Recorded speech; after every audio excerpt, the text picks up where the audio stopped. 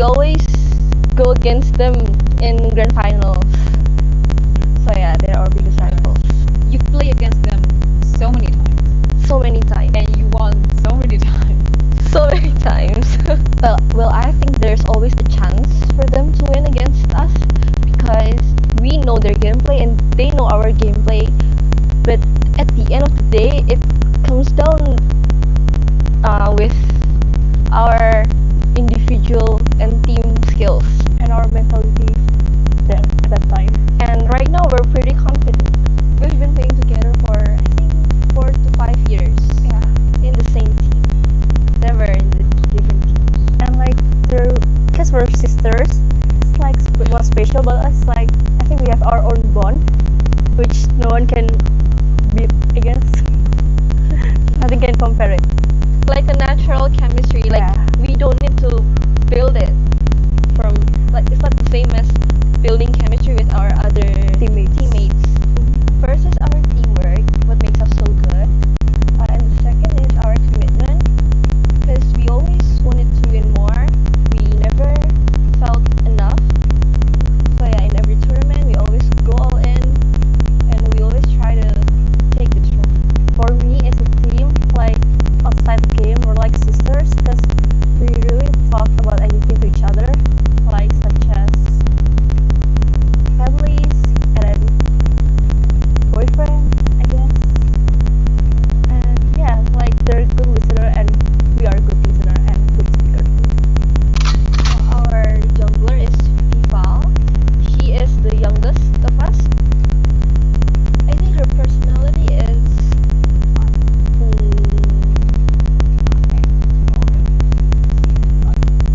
she's somehow like a boyish. a tomboy. A tomboy, yes. Yeah, and she doesn't care about a lot of things. But she's a big gamer. And our captain, Our tank. yeah, our roamer Vivian. She is the oldest, and She's easygoing too. she's easygoing. I love talking to her, and she's a good listener, and like gossiping with her is so much fun, actually. And then our XP laner is actually older than us, but she acts like a baby. She's really childish though. Yeah. So we fix as a team. This is like 5 kids playing together, basically. Having fun together. Like we're just playing game, not doing tournaments. Our playstyle, aggressive maybe. Our playstyle, yeah, aggressive. Aggressive. We always try to Calculative too. like win every lane, but also very disciplined. If the game is not going too well, I think what we did is like we're doing preset to our mind. Like, okay, focus. This is just another one game only. Like don't think about the thing that happened. Just focus on the next one. For me, I always keep in mind that I think I am better than my enemies. Because we've won so many times, if the game is like too one-sided, and it's kind of normal, like not that excited, but Yeah, like it's another win. Yeah, it's like already exam is like 2-2. The point is, yeah, we're gonna be more hype about it if you won. Esports World Cup. This is the first Esports World Cup, and we're just very, very excited and happy to be a part of it. It makes me feel challenged. Yeah. And I'm really happy to be here in Riyadh. So for Hypes, please keep on supporting us, especially in this tournament, because it's one of the biggest tournament that we had. And yeah, hopefully that we won this. And please keep on supporting, and if you can, please come here. It would mean a lot because it means continuing our win streak. Because the thing that I'm scared of the most is, of course, losing.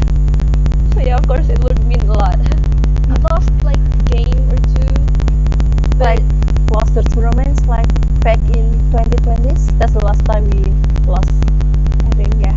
Okay, for people who don't really watch our tournament is that what I want to say is that this game is really fun, especially the latest one too. So please watch the tournament because you won't get bored.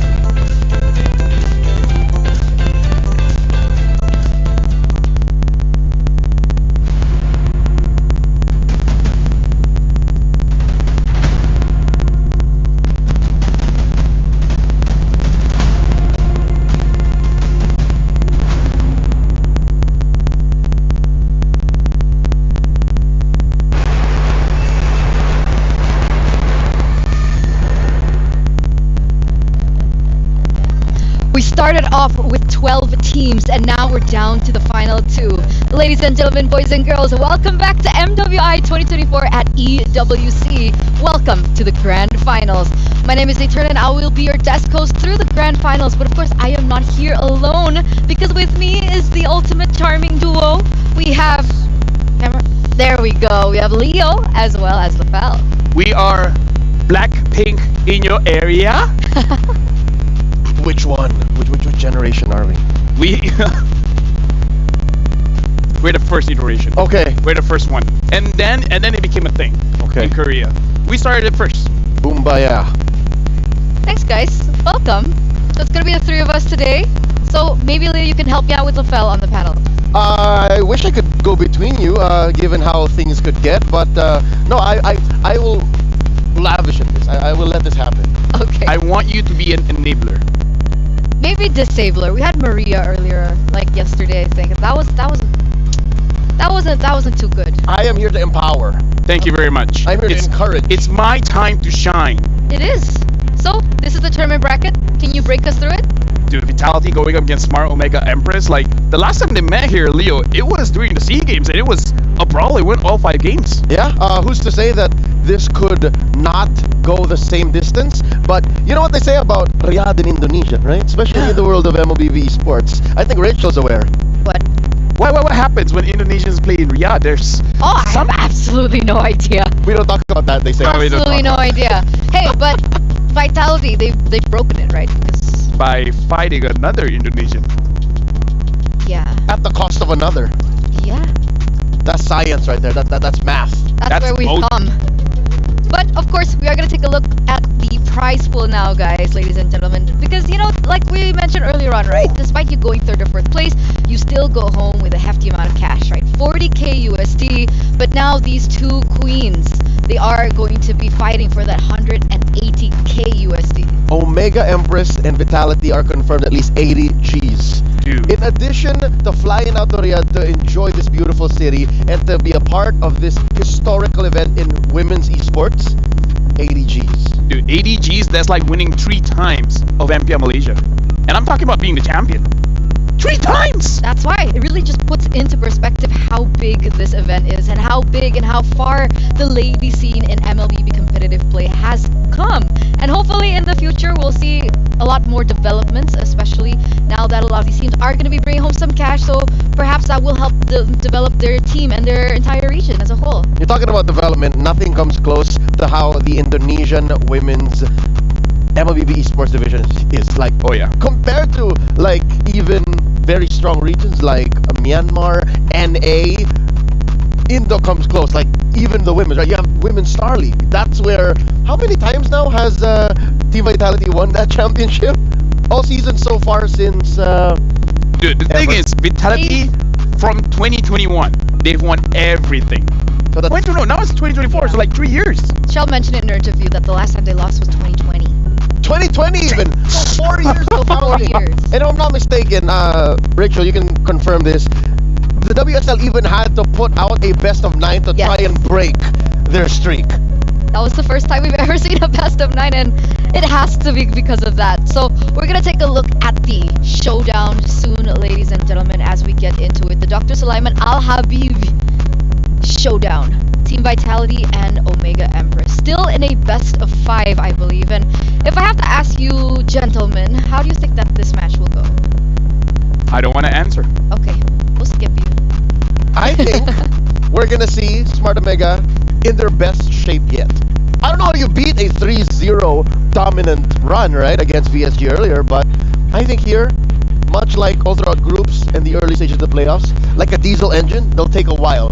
But in the big picture, they've already taken a while. I think now is their best chance to turn the tides. I mean, Since we're they skipping said LaFell, we're gonna ask the audience right now, what do you guys think, right? For the STC predictions, head over to stcplay.gg and lock in your predictions now. Do you guys think it's gonna be Team Vitality to take this grand finals, or will it be Smart Omega Empress, who, for the most part, until this point, has shown very, very good performance? I'm gonna help you And out. then Leo.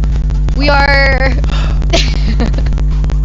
You can tell me. All right, I'll tell you. Let me help you out.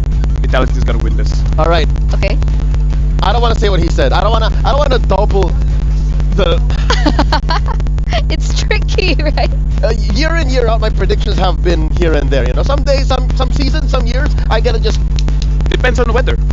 It's hot out here in Riyadh. Okay. So it should be fine. Okay. Is it? It's okay. Honestly, that's We'll a good skip the question. predictions and we'll just head over to the interviews. Let's go. Intense grand finals is coming up. I'm here right now with Chell and Shinoa, Team Vitality, Omega Empress. Now, I have a question for both of you. We'll start first with Chell, then we'll get to you, Shinoa. I want both of you to give me the 3 teams whose keys you want included in your trophy. So the crush keys, give me 3 names you want. Maybe the teams we faced along the way. So maybe first is Omega if we win, and second is Falcons Vega, and then third is Homegirls maybe. Alright, Omega, Falcons Vega, and Homegirls, maybe. You still decide. So what about you, Shinoa? What do you want?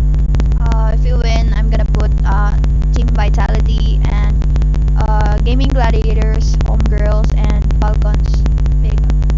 Alright, okay, so same. Now, I want both of you to like come up like a bit closer here. So you'll be stepping here, and you'll be staring here. Now I want you guys to stare each other down. It's the grand finals. Come on, you're gonna make me laugh, guys. It's gonna be intense, you know. It could be a crazy battle. It could be best of 5.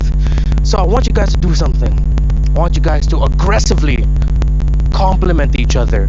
The best qualities about her, what you like about her, anything you want. We'll do it quick fire, back and forth. Let's start with you, Chell. You're a good gold laner. Oh, you're a good gold laner. Oh, but she's a jungler. No, she's a gold laner. It's a trick question. What about you, Shinoa? You're so good. I love you so much, and you're pretty. Oh, she hit you with 3. You're good. I love you and you're pretty. What about you? You're tall, you're pretty, I like your hair. I want a red hair. She wants your hair. Okay. All right. You got more for Shell? I like your skin, and I'll bow down for you. She likes your skin and she'll bow down for you. Can you beat that? Can you top that, Shell? One last chance. I'll kneel for you, queen. Oh, that's it. All right, ring the bell. I'ma call that a tie. Thank you so much, Shell. Thank you so much, Noah. Let's wave at the camera together. Bye. Good luck in the finals.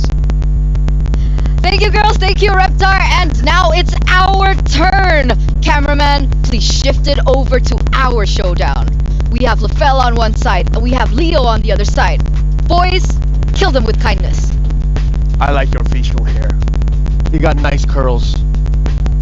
Your tie is much better than my tie. Your country won MSC. You're a very nice person.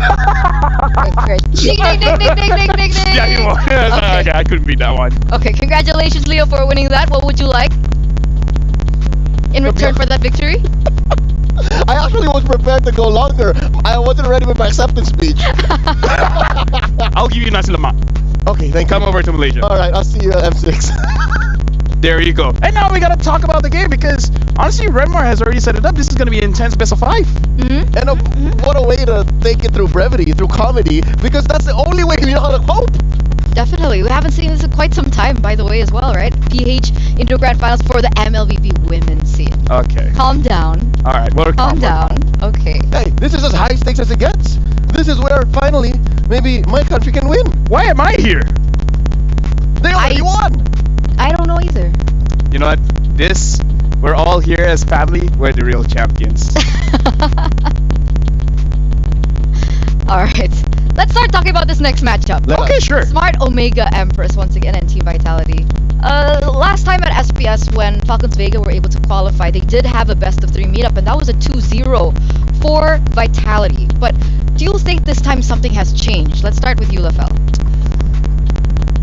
No. Okay. Leo, help me out here.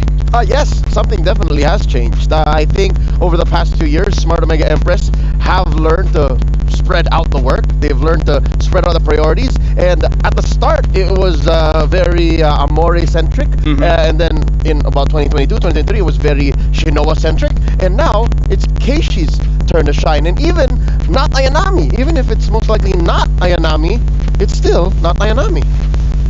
It's funny how the way you said it, I still understood. Right now we're looking at the recaps here because we're gonna look at all the teams.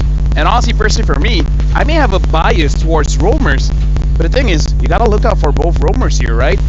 Vivian as well as Mireille, they've been really showing up. In fact, in the previous best of 5 against VSG, Mireille got the MVP twice. Back to back. And it's one of the underdog roles, I think. Roll to roll, you might even say 50-50, except for nothing against Mirai. I love Mirai, but that's still the mother of tanks you're looking at, Vivian, with a 1 for an eye. Mother of dragons, as I like to call her. But they are going to show their because we are moments away of heading onto the stage. So this is it, ladies and gentlemen. After all these days, after all these games, after all these matches that we've come through, we're in the grand finals. So will we be crowning a new team, ladies and gentlemen? Let's head over to the stage.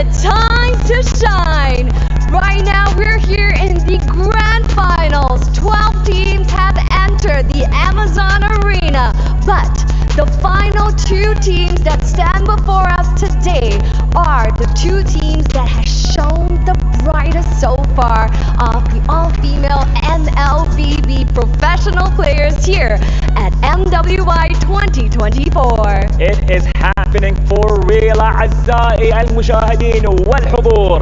وصلنا معاكم النهائيات هنا مع كأس العالم للرياضات الإلكترونية بالمملكة العربية السعودية الرياض مع موبايل ليجندز بانج بانج وومنز انفيتيشنال 2024. Cheryl, well, السلام عليكم.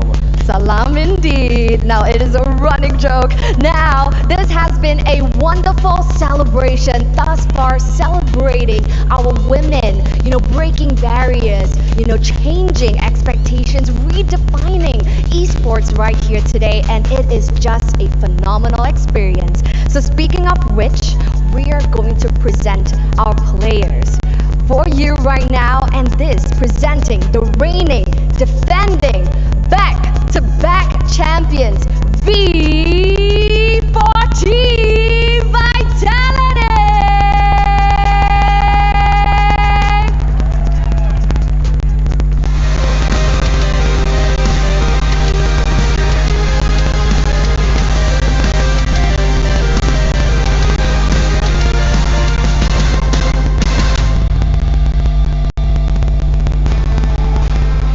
Now the queens of MLBB are one best of 5 away from cinching their 3-peat championship and of course their 25th consecutive tournament win.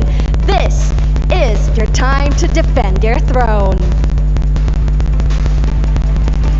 Introducing first, the EXP laner. Give it up for Fumi Echo! Playing the jungle, presenting to you Vival. Filling the mid lane, we have Cindy. And the mother of roamers, Vivian. And finally, the ever reliable gold lane, Shell.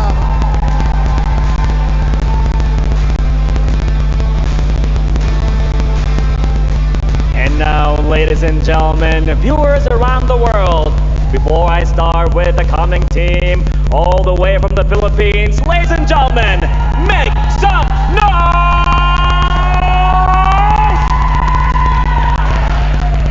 The opponent coming right now, hailing from the lands of the Philippines, taking place right here at the KSA EWC. Let's hear it, ladies and gentlemen, for Team Smart Omega Empress!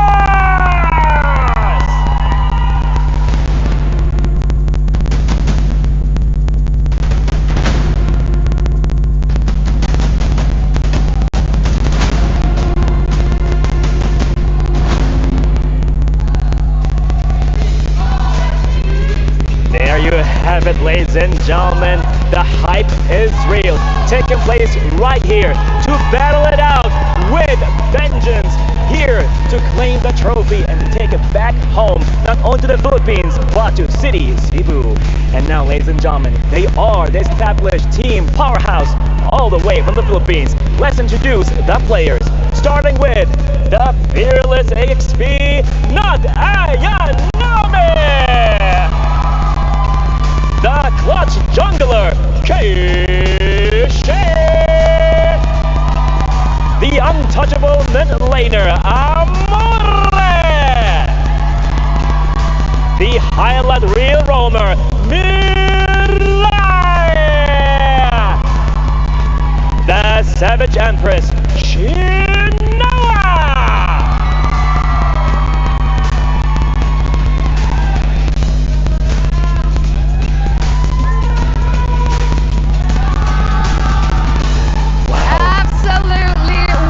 Crowd.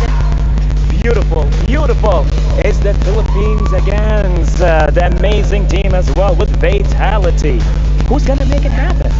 Now, what will happen right here in this match, we can only find out. Will V stand for victory for Team Vitality, or will the Smart Omega Empresses cause a major major upset and take down the Jaggernauts. That is MWI 2024. Ladies and gentlemen, for these two teams behind us, it is only one shot, one opportunity to seize everything they have ever wanted. One moment. Would they capture it or just let it slip? Over to you at the studio. Yalla! Thank you so much, Cheryl. Thank you so much, Bara. And I love how you put it. The stakes are ever so high for both of these teams that are fighting for it all. They want that #1 position. They want to be the new queens of the world. And that $1,000,000 question, right? Can Vitality continue to defend and go on the run for that three-peat victory at MWI? Before we even talk about the game, we gotta talk about the draft. Where personally for me, I feel like for both teams, the third pick is gonna be important.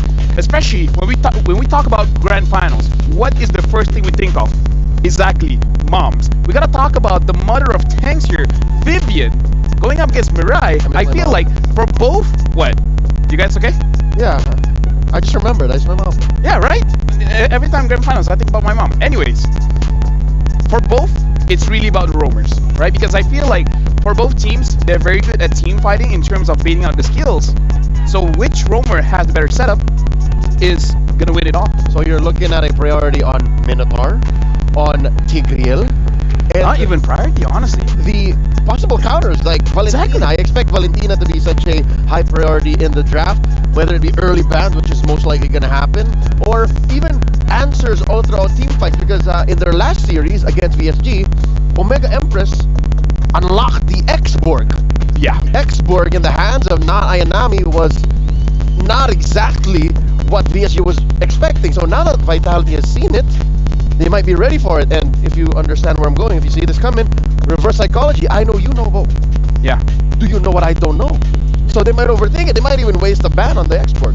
The drafts are going to be traps. We're just going to see who set the better trap. Because again, Minotaur picking up early, it can be countered by pick-off heroes like the Edith, like the Tigreal. So that's why I say the third pick is going to be the most important one. The first two picks is just setting up. The third pick is going to be the payoff. So with that being said, would you consider that being on blue side is more valuable now, or do you think it's shifting over to red side this time around? Same Because answer. Ready? We Okay, talked about wait. traps. So I'll count. Answer 3. no. Wait. Okay. So blue. I think- So you say blue or red? Oh, which one has the advantage? Okay, ready? Yeah, which one has the advantage? Count. Okay, 3, 2, 1. Red. Ah, okay. Let's start with No, let me that just- elaboration. For me, it's just one thing. There's only one way the blue side has the advantage. Okay. If Valentina is not banned. If Valentina is banned, red side has the advantage. I think it's the latter. I think it doesn't have to be because the Valentina is open or not. Blue still has the say. Blue can bully red side into saying, if you don't ban the Valentina, we're picking it up. Or we can afford to not ban the Valentina at all and even see if you will do it. Because we can first pick Teresa, we can first pick Minotaur. Change your mind? Anyone Nope. change their mind? Nope. No, still sticking? Yeah. And it makes sense, right? Because so far the scale has tipped kind of in favor of blue side, but today alone we've seen people and teams find so much more success on red side. And earlier on you mentioned about the traps, Lofel, right? The traps with the Charisla, the traps with the Ling. So we're gonna see if that actually comes to play between both of these teams, because if we're talking about experience and coaching staff, man, both of these teams have excellent minds up in the driver's seat. Let me just say, Leo, it's not because you're here, but I actually feel like Bane is being slept on. I think Bane still have a 100% winner here. I think Bane is just where he needs to be. Bane is the tool that comes in when you're not ready. You see a nail, what do you go for? The hammer, right? No. Yeah. You go for the pair of scissors. That's what Bane is. Like, why? Exactly. You know what? I like the way he thinks. Expect the unexpected. Hashtag. Right? Is this a good game for Bane? No, that's why we're gonna pick it. Bane in the jungle is like Brody in the gold. Dude, I love Bane in the gold. That too. See, I like it he gold. just fits everywhere. Yeah. And again, you could even play mid and then just build magic damage, no? Well, But we've yeah, seen that probably before. for this grand finals, we won't see it. But again, I feel like the reason why I'm saying this, let's rewind. Okay. Smart Omega Empress VSG. How did they win? Through the mid trio. Very simple. Shut down a tank. Nothing can happen. Smart Omega wins. Rewind again. Vitality going up against Falcons Vega. they won mostly because of the team fights. Very smart drafting, making sure that any kind of attempt of a fight, Vitality always comes up on top. And again, that's why I kind of feel like this mid trio is just a starting piece. They want to get to the between 8 to 50 minutes of the game with a very clear win condition. And I kind of feel like that's why this game is going to be a little bit tricky, because both of these teams, I think, won't fall into the trap. They understand when a trap is being set and they're not going to bite. Best place to find a trap is the XP lane. I think Fumi Echo, we've seen it time and time again through the past week of competition. She likes baiting Vitality's opponent to saying, look at me, look at me, look at me, and then there's 4 others doing something else on the map. But I think Na'Ayanami is going to play a role wherein I know what you're doing. I do the same thing for my team. So if that becomes a neutral factor, that becomes null, then Vitality and Omega have to find a new trick. So let's give some light over to the gold laners, right? Because I think this is one of the matchups that a lot of people have actually anticipated. Some people say that Shell is one of the best gold laners currently in the league, but Shinoa is the only one who holds that Savage. What do we think about the gold laners, and how do you think this is going to go? I think both of them are very solid, because if we're looking at mistakes, honestly, both of these gold laners rarely make a mistake. In Do you fact, see differences in characteristics, maybe? honestly, not so much, because both of them have an eye for opportunity, where we saw Shinoa has the eye for an opportunity to grab the Savage. Shell just ends the game. 2 towers, mid, the second tier, and then the base turrets, and then ending the game. Both of them have a wide POV of how the map is looking like. If anything, I see one difference between Shell and Shinoa. Shell is very independent. Shell is okay holding down bushes, holding down lanes, and very rarely will she ask for help. Vivian rotates only to be aggressive. Very rarely is it Vivian coming to help and babysit Shell. On the other hand, Shinoa will actively ask for help, might even ask for help from across the map from Na'Ayanami, but it always comes through in a big payoff. You know who Shinoa reminds me of? Who? A young Oheb when he won M3. Ooh. Rarely will Oheb do anything alone, but He's reliable. at best, you become MVP of the grand final. Well, with that being said, do you consider that means she can't play weak side gold laner? Do you think her strength is playing strong side gold lane? She has to be very careful. Weak side is relative, because if it's weak side, that means you just have to pay attention a little more. You have to make sure that in the first 5 or 6 minutes doesn't get too beat up, but eventually you do get there. I don't want to say that she can't. It's all about the draft, because we see, because of her deep hero pool, usually her pick is a little bit delayed to the point where she grabs an Ixia and stuff like that. Mel. Some matchups you win by not interacting with your opponent, right? You win because you scale better than the opponent gold laner. So as long as you're not taking unnecessary trades, then you will win. So again, winning is subjective when it comes to the gold and EXP lane. Some win by getting kills, some win just by not dying. Simple as that, ladies and gentlemen. And we've seen the Ixias, we've seen the Brodies come out. The Melissa as well. Melissa as well. What prompted these picks from coming through? Not to mention the Brody. Brody as well, yeah. See, Brody does something very unique in the gold lane. It's a burst marksman. The only other one that I think is currently active or expected is the Nathan. Yeah. Right? Every other marksman right now is either DOT or DPS. Brody just bursts you down. But Glenn he has is a not really usable. 50% win rate at the moment, right? Excuse me, what? 50% win rate on Brody. One times picked up. When Vitality picked it up, did they win that game? A win, yes. It was a win, right? It was when So 50% win rate. Watashi wa don't know. Okay. Melissa came up because of assassins, right? You have a lot of dive. A singular getaway can turn the tide of battle. She can even afford to do that with an Inspire, so she doesn't even care. And last but not least, the Ixia. A lot of teams these days picked up Ixia, not just Smart Omega Empress. It's because of how she is so independent, right? She has a heal, a knockback, a mini stun, and of course, AoE. What other marksman has AoE? Just to add on to that, after talking to the players, the Ixia is apparently a reliable counter going up against the Hive, or at least the player that uses it feels that way. And the Melissa, honestly, is good in lane, and also a different kind of marksman where usually we see the Claw going to the back line. Melissa can kind of do that. Just put the muzzles there, and then through the AoE effect of her passive, people from the back line are going to get damaged as well. So let's see how these drafts are gonna go. We've talked a little bit about it, about the gold lane picks, the priority in with the Valentina. But this time around, ladies and gentlemen, as we get into the drafting phase of game number 1 in this best of 5 here in the grand finals, the Valentina has not been opened up. Immediately banned out by Team Vitality alongside with the Arlet. And then on the other hand, we have the Ling and the Charizla. For me, blue side has advantage now because there's no Valentina in this game.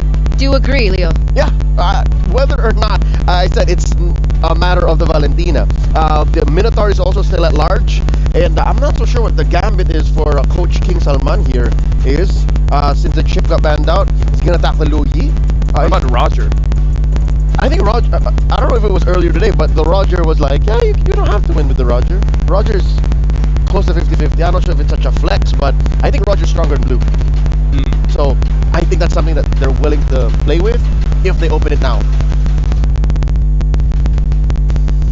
Well, either ways right now, in terms of the first pick here, coming in from Vitality, making sure that you don't really fall into any traps. The Angela is still open, but I do have to say I kind of am not a big fan of Angela first picking because you're kind of put yourself in a corner where you're not going to have enough damage in the early and mid stages of the game. Kind of feel like Roger is still a pretty solid pickup here because it's good against the Harv and overall just pretty much flexible. I feel like it's one of those heroes where I don't know when it started, but Roger has just become a monster. Yeah. What about Susin? Susin has also been left opened up. Susin and Zask, they There have you to go. be a very specific pick, and more often than not, they come through in the second phase when they're not banned. Yeah. So now you see here the Roger. Yeah, you're right, Angela is open, but you gotta consider, oh, never mind. An early Jushin, you know what, this is dangerous. As much as I love seeing the hero I agree. play, it's too early. Yeah, you can still pick up the Zask, you can even possibly pick up a Kagura to make sure that you're able to deal with this. And with the Edith there is an answer towards the Roger. Roger wants to come in with the light compounds, you're gonna get CC'd so much, you're gonna die anyway. So I feel like you gotta pick up a Zask here, if not, it is gonna get banned out. We were talking about the Angela. Angela gets picked up here. Is it possible that this is an Angela mid and then they're just thinking the Zushin isn't going to be a problem? I actually like Angela mid more these days. Yeah. 4 out of 5 Angelas in pro play, I think, should be in mid. There's definitely room for Vitality to wriggle, right? I mean, we've seen them flex different heroes into several different roles, just really breaking barriers, but their choice now is the Ruby. So, still flex, right? Ruby can still be in the EXP lane, considering, but it can also be in that roam position, and they flex the Angela to mid lane. This is solid, because again, one of the keys to playing in mid Angela is a solid XP laner. You want a big, tanky XP laner, and then the same, a setter roam. So that's still out there. You can still put a Tigreal in Vitality and call it a day. Now, Omega Empress. What do they want to pick up? Do they want to put a hero on a Shinoa immediately, or I think that's a staple. Like, they just save her for the last. Yeah, honestly, for this point, I do agree. I kind of feel like picking up a marksman here before he gets banned out is going to be pretty key. The only thing is, what is the priority? Do they want the plot? Do they want the carry? They could wait a little bit later because I feel like in terms of the jungler, I was thinking of the Nolan, but I'm not going to lie, I kind of feel like this Nolan is a little bit early. That's 2 picks already too early. Yeah, considering that you see the Angela, it kind of blocks out the possibility of something like the Hayabusa. Honestly, even going for the fighters can be very risky. So that's why in my head I was thinking of the Nolan, but also I kind of feel like it might be a little bit too early. There is possibility of using something like the Bane inside the jungle. So we're now entering the second phase, and the Tigreal has been opened up. You mentioned that Nolan could be too much of an early pick. There are ways to counter this Nolan. Let's talk about that. One is a Phobius in mid. That's one funny way to counter. I don't know if that's something that Vitality is willing to go for. I think it's difficult going up against the Zushin. Yeah, no, just don't do that. Yeah. It was one of the answers back then when Nolan first came out, when Nolan was a menace. Now it's more of a specific answer. But I think what Omega wants to do is just burst down any possible Angela targets. And here, they ban out the X board, so they understand that maybe this Ruby is indeed going to be a tank. It's going to be the roamer. Maybe they start attacking gold laners now.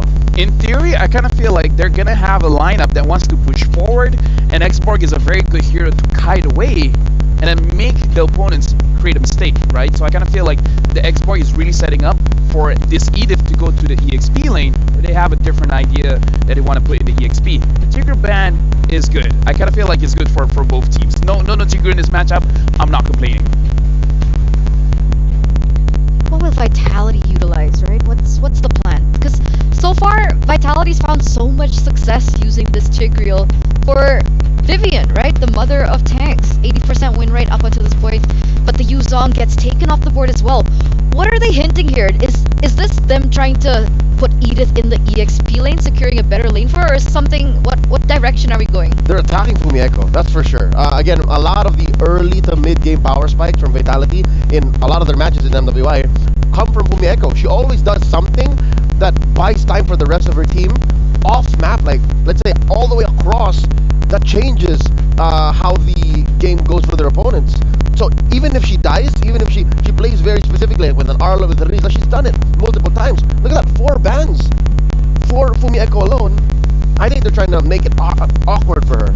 Honestly, the thing that we gotta talk about is the 2 bans here. Xborg as well as Yuzong is very good at diving. And I kind of feel like that's what Smart Omega Empress wants to stop. Because this Jusin is very good at pulling people away, especially the frontliners, right? Trying to separate the EXP, trying to separate the roamer. So I feel like this is their way of understanding if Vitality goes for a full-on dive, maybe the Jushin will have a more difficult time. So again, that's my perspective. Jushin to me feels like when Eve was in her prime. Yeah, she counters the front line so hard.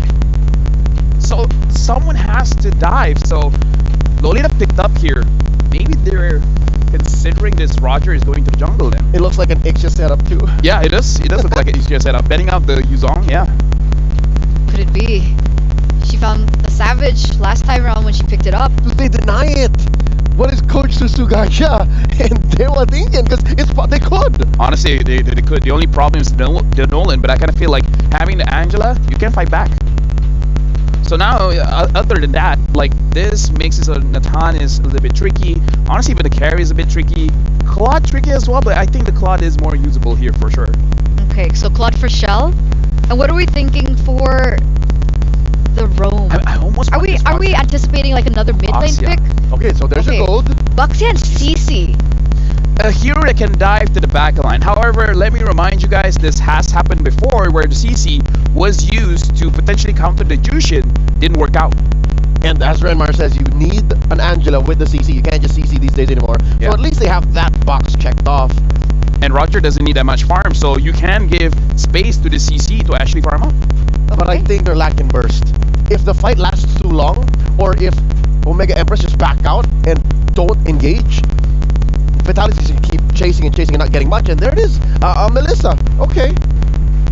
Honestly, I'm liking the lineup from both of those. I feel like for Vitality, the one important thing is to highlight what Leo said. There's not enough burst. So, priority targeting is going to be important. If they're targeting different people, this draft will not work. If from minute 1, they only target 1 and make sure that target actually dies, kind of liking Vitality's lineup. Okay, so there's certain winning conditions that need to be met right now. As we enter, ladies and gentlemen, for the first game of the grand finals at MWI x EWC. We're going to throw it over to the casters without further ado. Thank you so much, experts. Thank you for breaking it down there. Welcome to the desk here. What is up, guys? I'm Nice. I'm joined with Mirko to bring you this grand final. It's over 20 tournaments undefeated. Will this be another notch on the list for Team Vitality, or will the Empresses make history? Once again, welcome to the land of Dawn. We're ready to kick off game number 1 in this best of 5. Mirko, how are we feeling about the lineups here?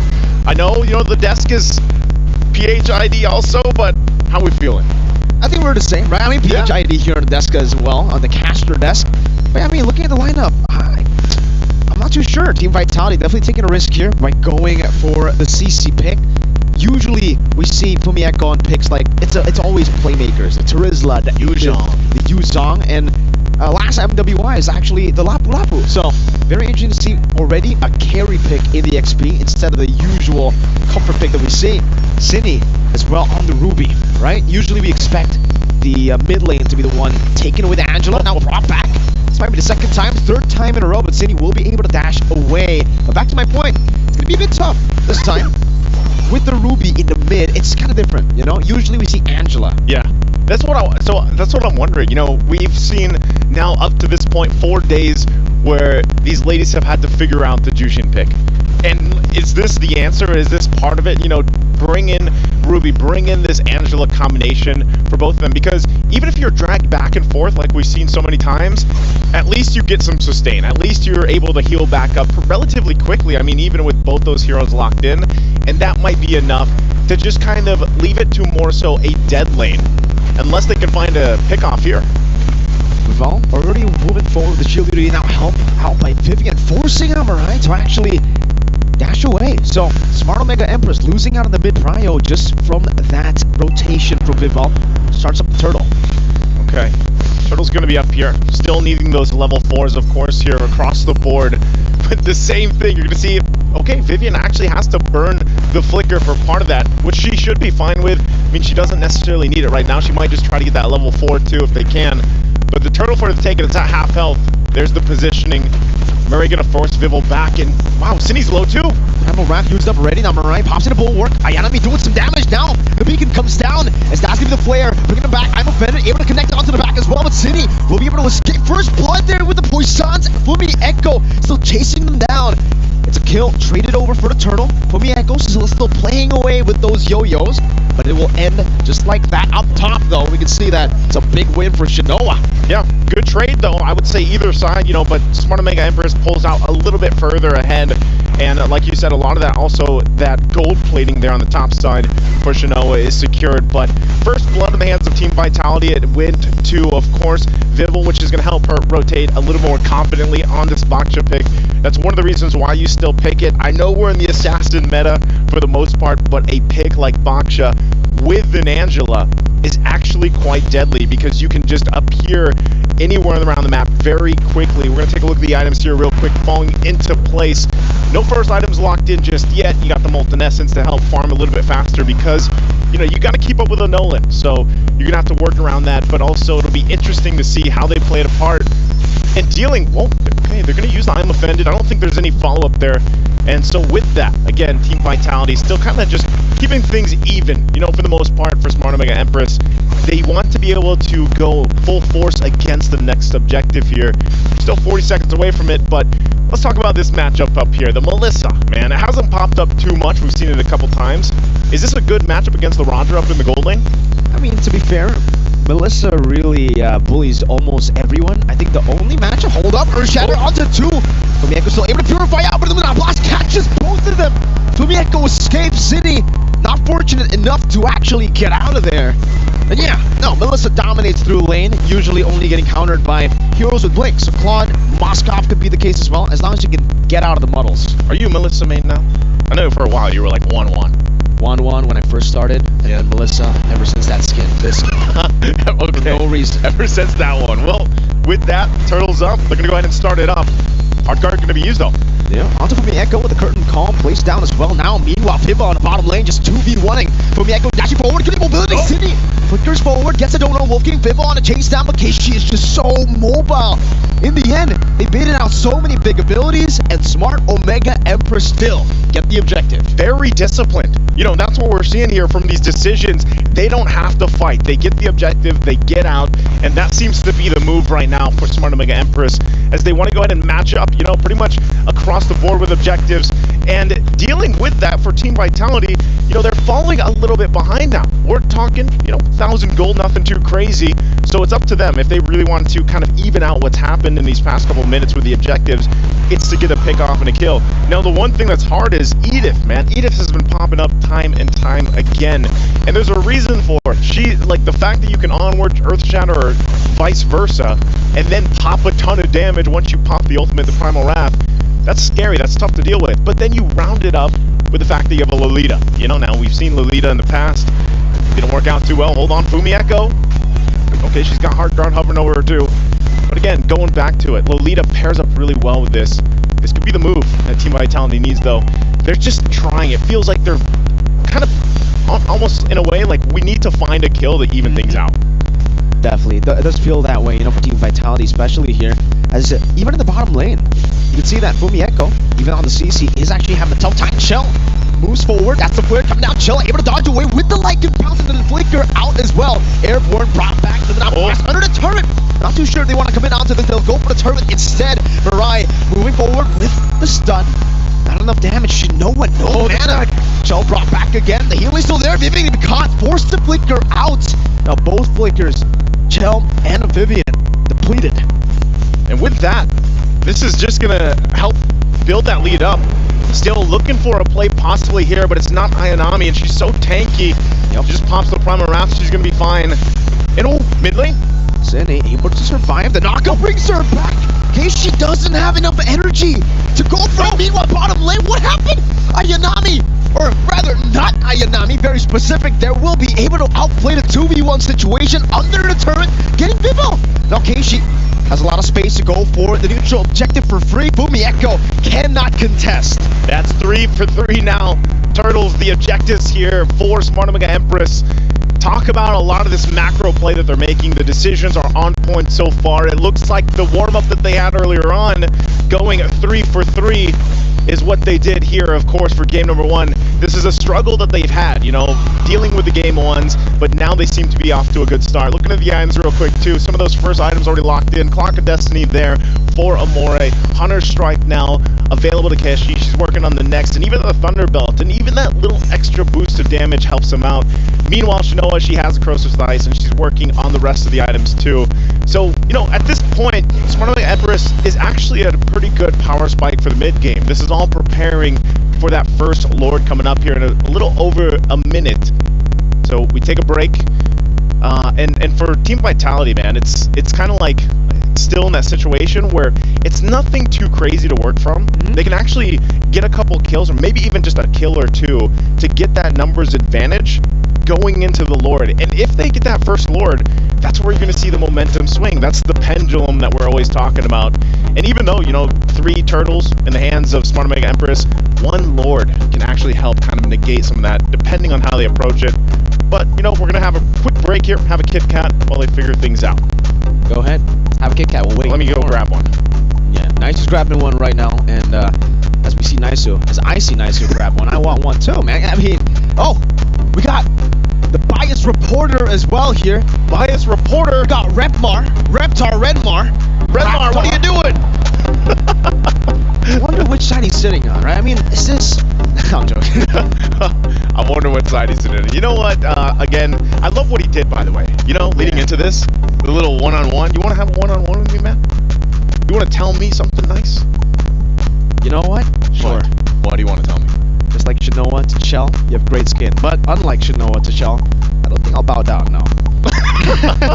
Okay. Yeah, I don't want you to bow down either. It's all right, man. You know, and so as we wait for them kind of figure this out, of course, before we jump back into the game, I think that's the main point, is pointing out the fact that, hey, Team Vitality, they've been undefeated like this for a reason. Looks like we are jumping back in.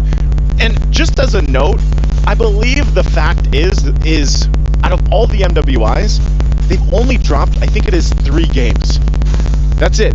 Back in, at least for MWI 2024, they've only dropped 2. Back in 2023, they dropped not a single game, so 0. And 2022, they dropped 1. So a total of 3 games all has Team Vitality lost. And I feel like Smart Omega Empress, they prepared for this. We heard it in the interviews. They wanted to get to this point. Everybody had Team Vitality on their list. Of course, you want to take down the queens of MLBB. And game 1 already off to a good start for Smart Omega Empress. You can see once again as we get ready for this Lord in about 30 seconds, everything's falling into place for them. It's just managing these waves at this point, picking up the last maybe 2 or 3 items that they need, and then approaching it from there.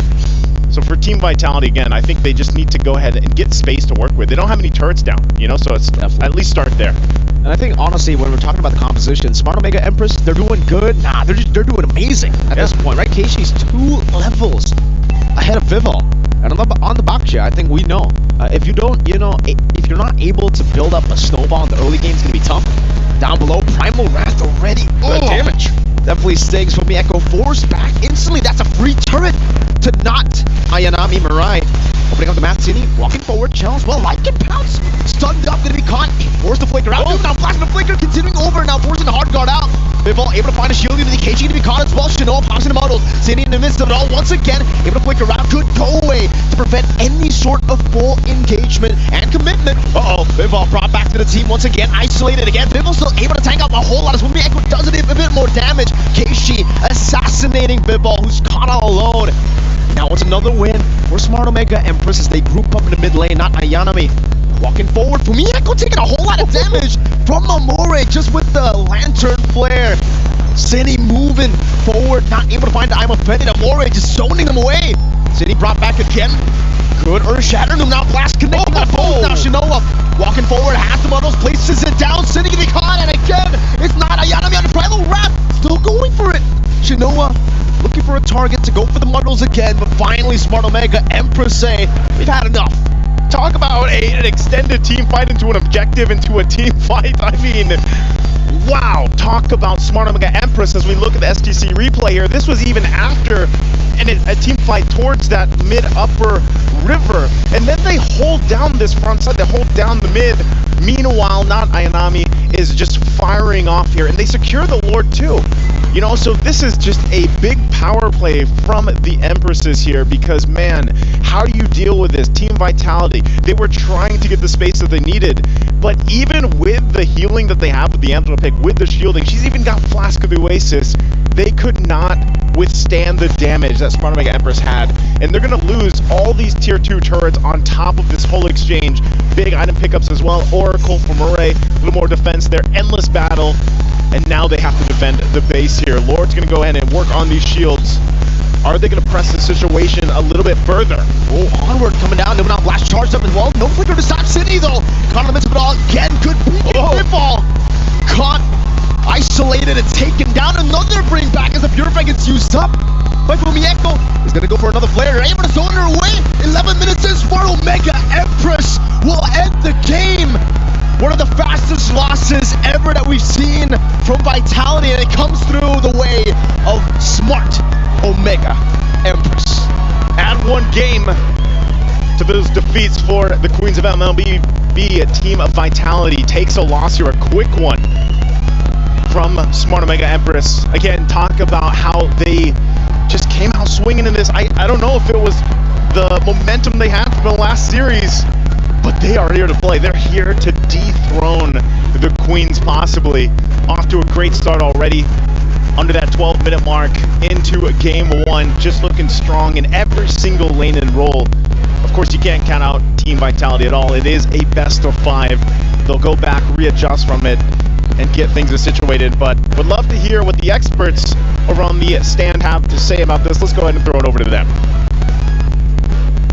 The 4th game loss for the Queens of MLBB, the defending champions in such a dominant fashion. 11 minutes, that was all it took for Smart Omega Empress to bag game number 1 in this best of 5. I feel me and Leo, we completely agree when we come to the conclusion that this game is really about not having enough damage. In fact, throughout the highlights, we can see that, like, this team fight, it went for so long, right? I kind of feel like I could have gone to the toilet, come back, and they're still fighting. That's how long it was, which really shouldn't be that way. And one might think that if a team fight goes long with the kind of chunky and utility-centric lineup that Vitality drafted, they would win. But no, they're going up against one of the best, arguably the best right-clicker or auto-attacker in the game in Melissa. And this is just what? Barely the late game. She had the Trinity, just the Trinity, 0 kills. She wasn't even snowballing out of control. It's just that Vitality didn't have much of a threat to present to Shinoa. Let's talk back about the draft here, because we were talking about how the 3rd pick was going to be crucial. The 3rd pick coming in from Vitality was the Angela. The 3rd pick coming in from Smart Omega Empress was the Nolan, even though we said it was early. But because of that, they had enough damage. And honestly, another thing that we do have to talk about was the ban. Smart Omega Empress, they banned out the X-Borg. With that long of a team fight, imagine if Vitality did have that X-Borg. They could have possibly won. Yep. Well, Fire Missiles, last Insanity. Fire Missiles again. Get it back. Long enough for a cooldown. Last Insanity. And if you burst it down on X-Borg with Keishi's Nolan, they just walk away, come back, fight again. looking at the highlights here, it's really just about fighting with no purpose because there's no way for you to get a kill. And I was talking about how with this kind of lineup, you have to focus on one target, make sure that target dies, and then back away, try to get some kind of macro plate, take some kind of turrets or something. In Team Vitality's defense, I think we did mention that maybe they're very macro-centric. Yeah. They wanted to play the map, henceforth, their lineup was very, alright, chunky, and then we need you, Vivian, right? Come on in, help us out with the Angela, but there was no chance for that. I think Smart Omega Empress just knew that we need to finish it early, we need to finish it now. I mean, even before the game even started, we also mentioned that this was a very risky and it was a big gamble of a composition that eventually didn't really work out for them. And in the bans as well, we also noticed, other than, of course, everything that you guys already mentioned earlier on, is the fact that they really banned out Fumi. Yeah. Do you think that that was an impactful reason as to why they lost in such a dominant fashion?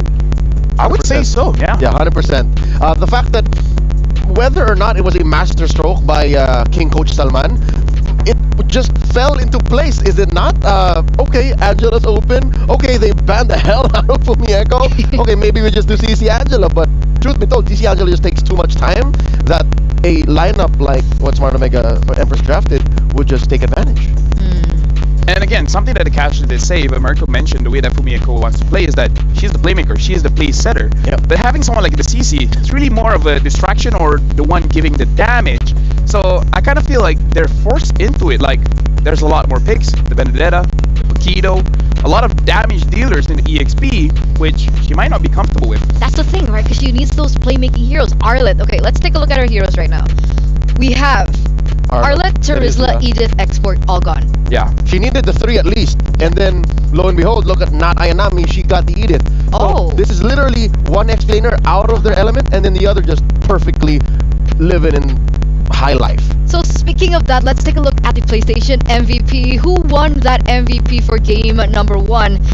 You mentioned it earlier, not Ayanami will bag it again. This time around, 100% KP. Look at that. Diagon, a SEA Games competitor, a national athlete. Even if Shinoa's not doing much in the early... Actually, truth be told, she did a lot. You watched the game. She did a lot, but also she had no kills. Yeah. Right? She was just pushing turrets. And why was that so easy? Why was half of the map so easily free for Shinoa? Because not Ayanami was such a menace. And honestly, not Ayanami was able to get out of lane. That shows that she won the lane going up against Fumieko. And that clip, it didn't show, but it was a 2v1. And then she got a trade first before she died. Talk about having a good game. There's nothing the curtain call could do. If you're just alone, at best you go, oh. You just keep going.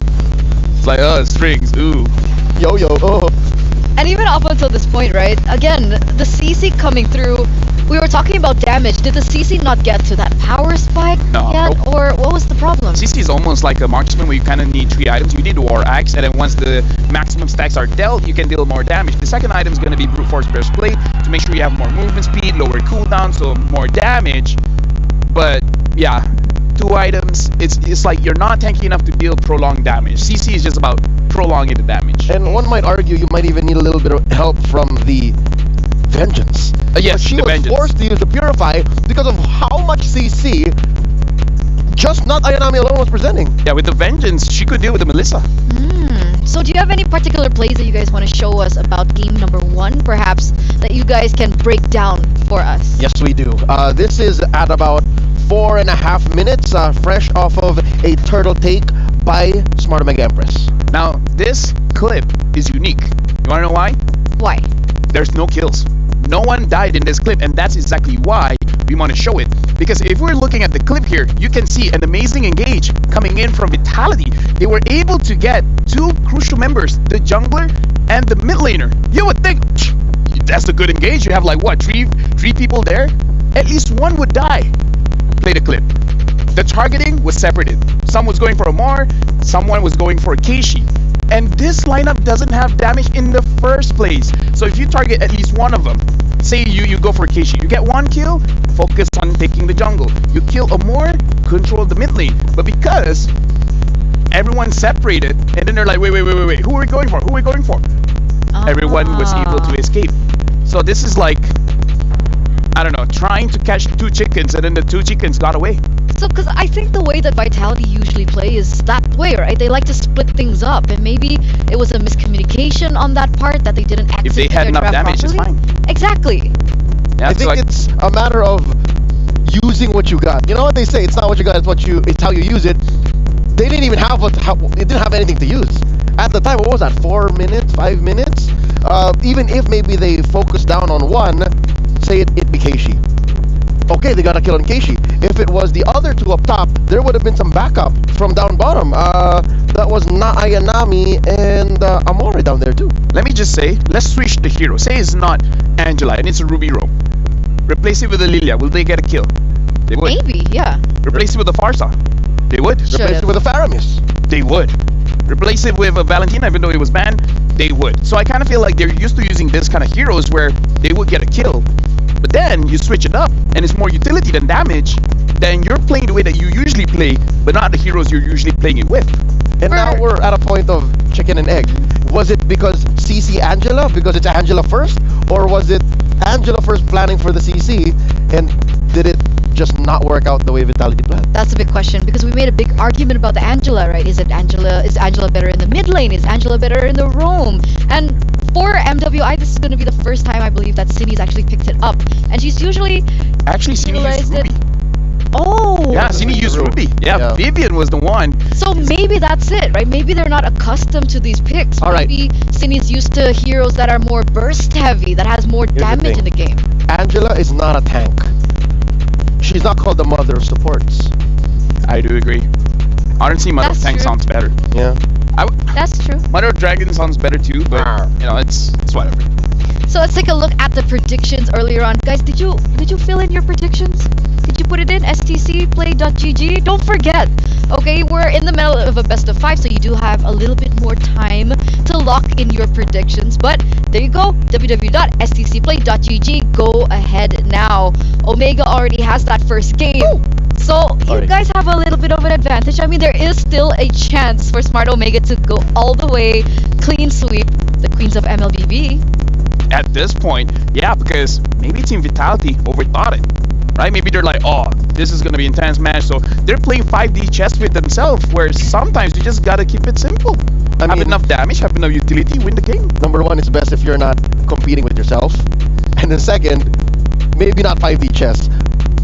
3D chess itself is already very difficult. At some point, you just want to go from A to B. I think that's where Vitality is strongest. Because, again, mechanics, almost on an individual level, lane to lane, second to none.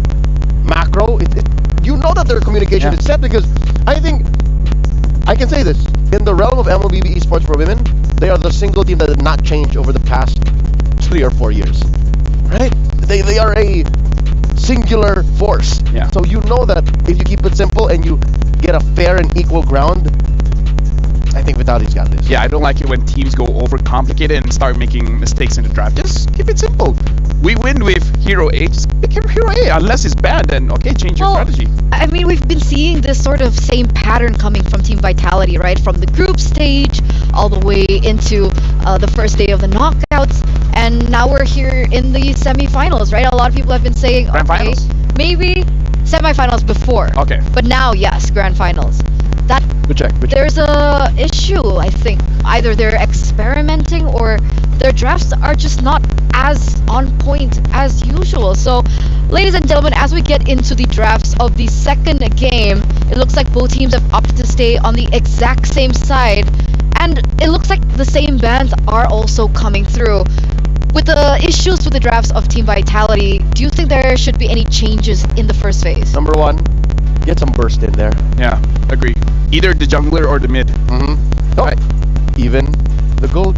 They can put the Brody there. They can play and draft towards the Brody. Yeah, I don't know. For me personally, I would like Vival on something with a little bit more damage, and the same can be said for Cine. Like, you have the mother of tanks. Use a tank, right? Is that a crazy thing to say? Right? Yeah. It's like, oh, you're so good at using this one here, and it's like, you know what? Grand finals, never mind.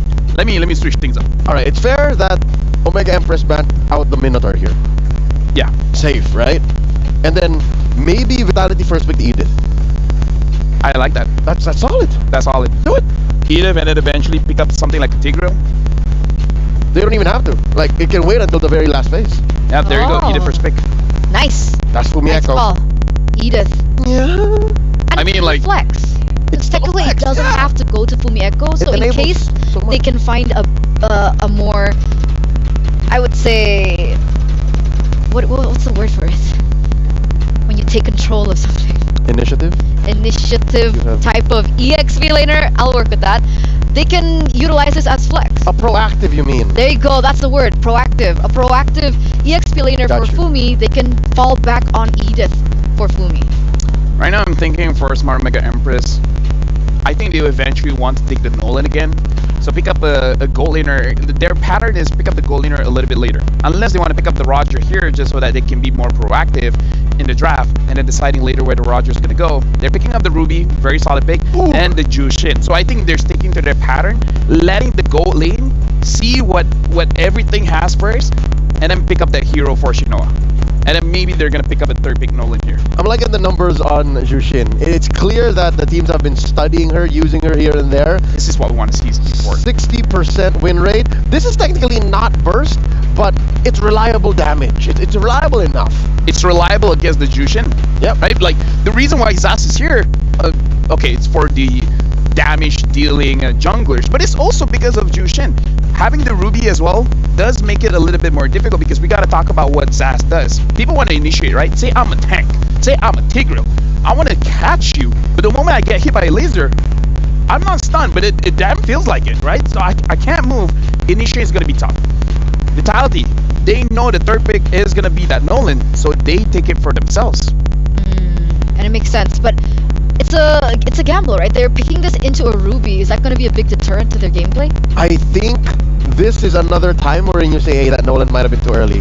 They may have overstepped because Omega Empress here can definitely answer this Nolan. Mind you, last game, they were on red, and they were the ones who picked the Nolan first, but they were able to clean up XP. This time around, they pick up the Melissa.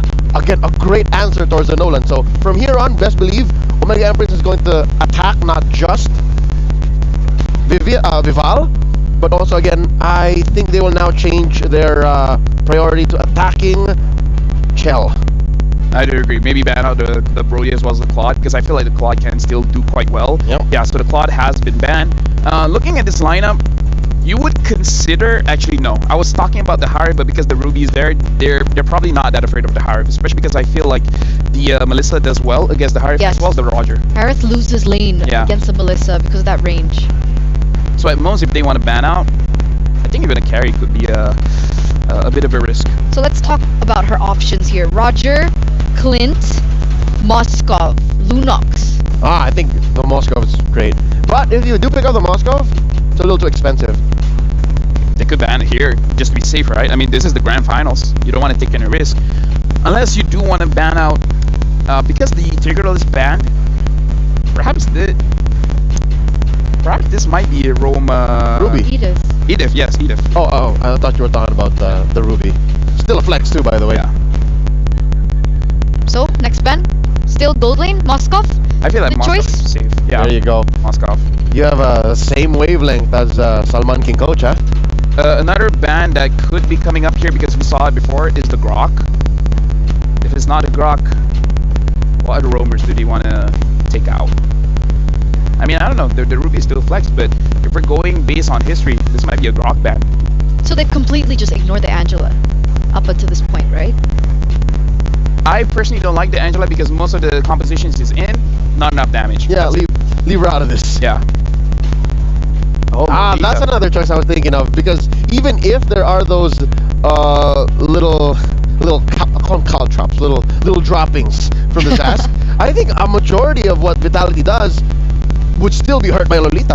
Mirai did amazing in game 1 on the Lolita. Maybe they're setting up for Shell, making sure that nothing is gonna get brought back. Reflected. Nothing is gonna get reflected. Thank you very much. Ixia? Now, okay, for Smart Mega Empress, they're picking up the Roger, so They're so proactive. yeah, very proactive. This mid trio, assuming this Ruby is going to be Rome, is actually pretty scary. if the Roger picks up a Sky Piercer first or second item, they could demolish Vitality's lineup. But I mean, he doesn't have to, by the way. with the Susin, it's not amazing clear though, right? So Yeah. You don't need amazing clear. Prio? You just win. Yeah, you just win. You don't need to clear. You just see someone, you bring that person over, and be like, we got a Roger here. Deals a lot of damage. You feed the Roger. Yeah. You let the dog out. Oh. You'll be thankful I'm out of the casting desk. Yeah. And now follow up. All the sound effects. They still pick up what? the Harry. This is risky, right? Dangerous. We can agree on this. This is risky going up against the Ruby, and the Grok picked up, so this is why they didn't ban it out. They wanted it for themselves. Okay, in this last phase, I think the Grok was a win. Yeah. But this is one step forward, two steps back. 0% win rate though. Just saying. 3 times pick, 0% win rate, 4 times banned. That's tough. So Grok, Rome, right? Edith in the EXP lane? Yep. Yes. Is that a winning lane for the Edith? Something they could even consider is put Ruby in the Rome and become something like an X-Borg if they want. Ooh. Right? Yeah, I think that's just a fully fighting lineup. Yeah. For Mega Empress. We move forward, we don't move backwards. And would definitely be a problem for the setups, for everything that Team Vitality has. This is risky. I wonder why they went Harith. Are they purposely putting Shell on a weak side gold lane? Maybe for them, there's no other options. Claude and Moskov are banned.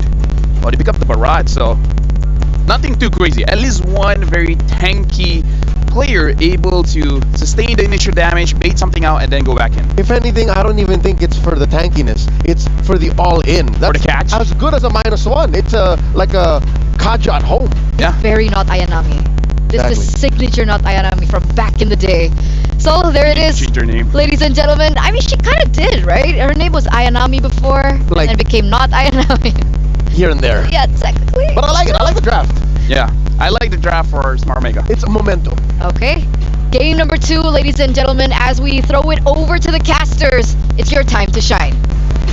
And shine we will. Thank you so much, experts, breaking it down. And yeah, maybe after this, it's going to be time for not Ayanami to change back to, I don't know, Ayanami. Yeah, because when she said it's very not Ayanami, I'm like, wait, so is it not Ayanami or is it not Ayanami? I think a lot of people are wondering that, but let's go ahead, jump into the game here. It's game number 2. Smart Mega Empress already getting game 1 in a very fast fashion, just like they did in the previous series. So we'll see if this lineup from Team Vitality is going to be enough to kind of stop that from happening, even out the series from here. Again, too, Jushin going to the hands of Amore. We'll see if this Zask, which has been the staple kind of pickup against the Jushin pick, is going to be working out. Now, you know, and part of that is, what do you call them? The little Johnnies? What do you call them? Little Johnnies. The little Johnnies, those little aliens, are part of what makes it work. And then also just the Descent is actually such a strong ability. She is going to get dragged back a little bit here, and that's what you have to deal with. But I'm wondering, again, okay. And see, that's what's so annoying when you're dealing against Jushin. Something like that, and then you have to burn the flicker already early on. Absolutely. Also burning the regen, by the way. So Cine popped in the flicker and then the regen, and because she kind of greeted out on the flicker, she lost the regen too. Like it perhaps wanted to return and then pull back as well. Amore this time picking up first blood on the Sin. And it seems for Vival, she can only really just stay in that bush. I don't even think she can go for any assassination attempt to Kishi. At least she goes for the steal. You know, at least get something out of it. But yeah, even with the Mother of Tanks getting her hands on the Grok, you can just see how much utility there is being able to drag members back, even under the turret. That's what makes it so difficult to play against. So we'll have to see how that adjustment's made, because yeah, part of this is once those level 4s are available, that's where Vivian can start to make those plays. They might just have to give up this first turtle. It looks like that's going to be the case because of how the early game went, and it was nothing too crazy, but that first blood and stalling out that level 4 makes it so. So for Team Vitality, where do they find this pick-off? Is it going to be here? Shinoa just hits that level 4 and now has that go away perfectly timed. Vivian almost level 4 too, so at this point, you know, they don't want to make sure that it isn't a repeat of last game. The beacon could purify Amurai. Just so that I'm offended, Amori's still taking a whole lot of damage there, despite utilizing the beacon to escape and also to purify. But she will be able to escape.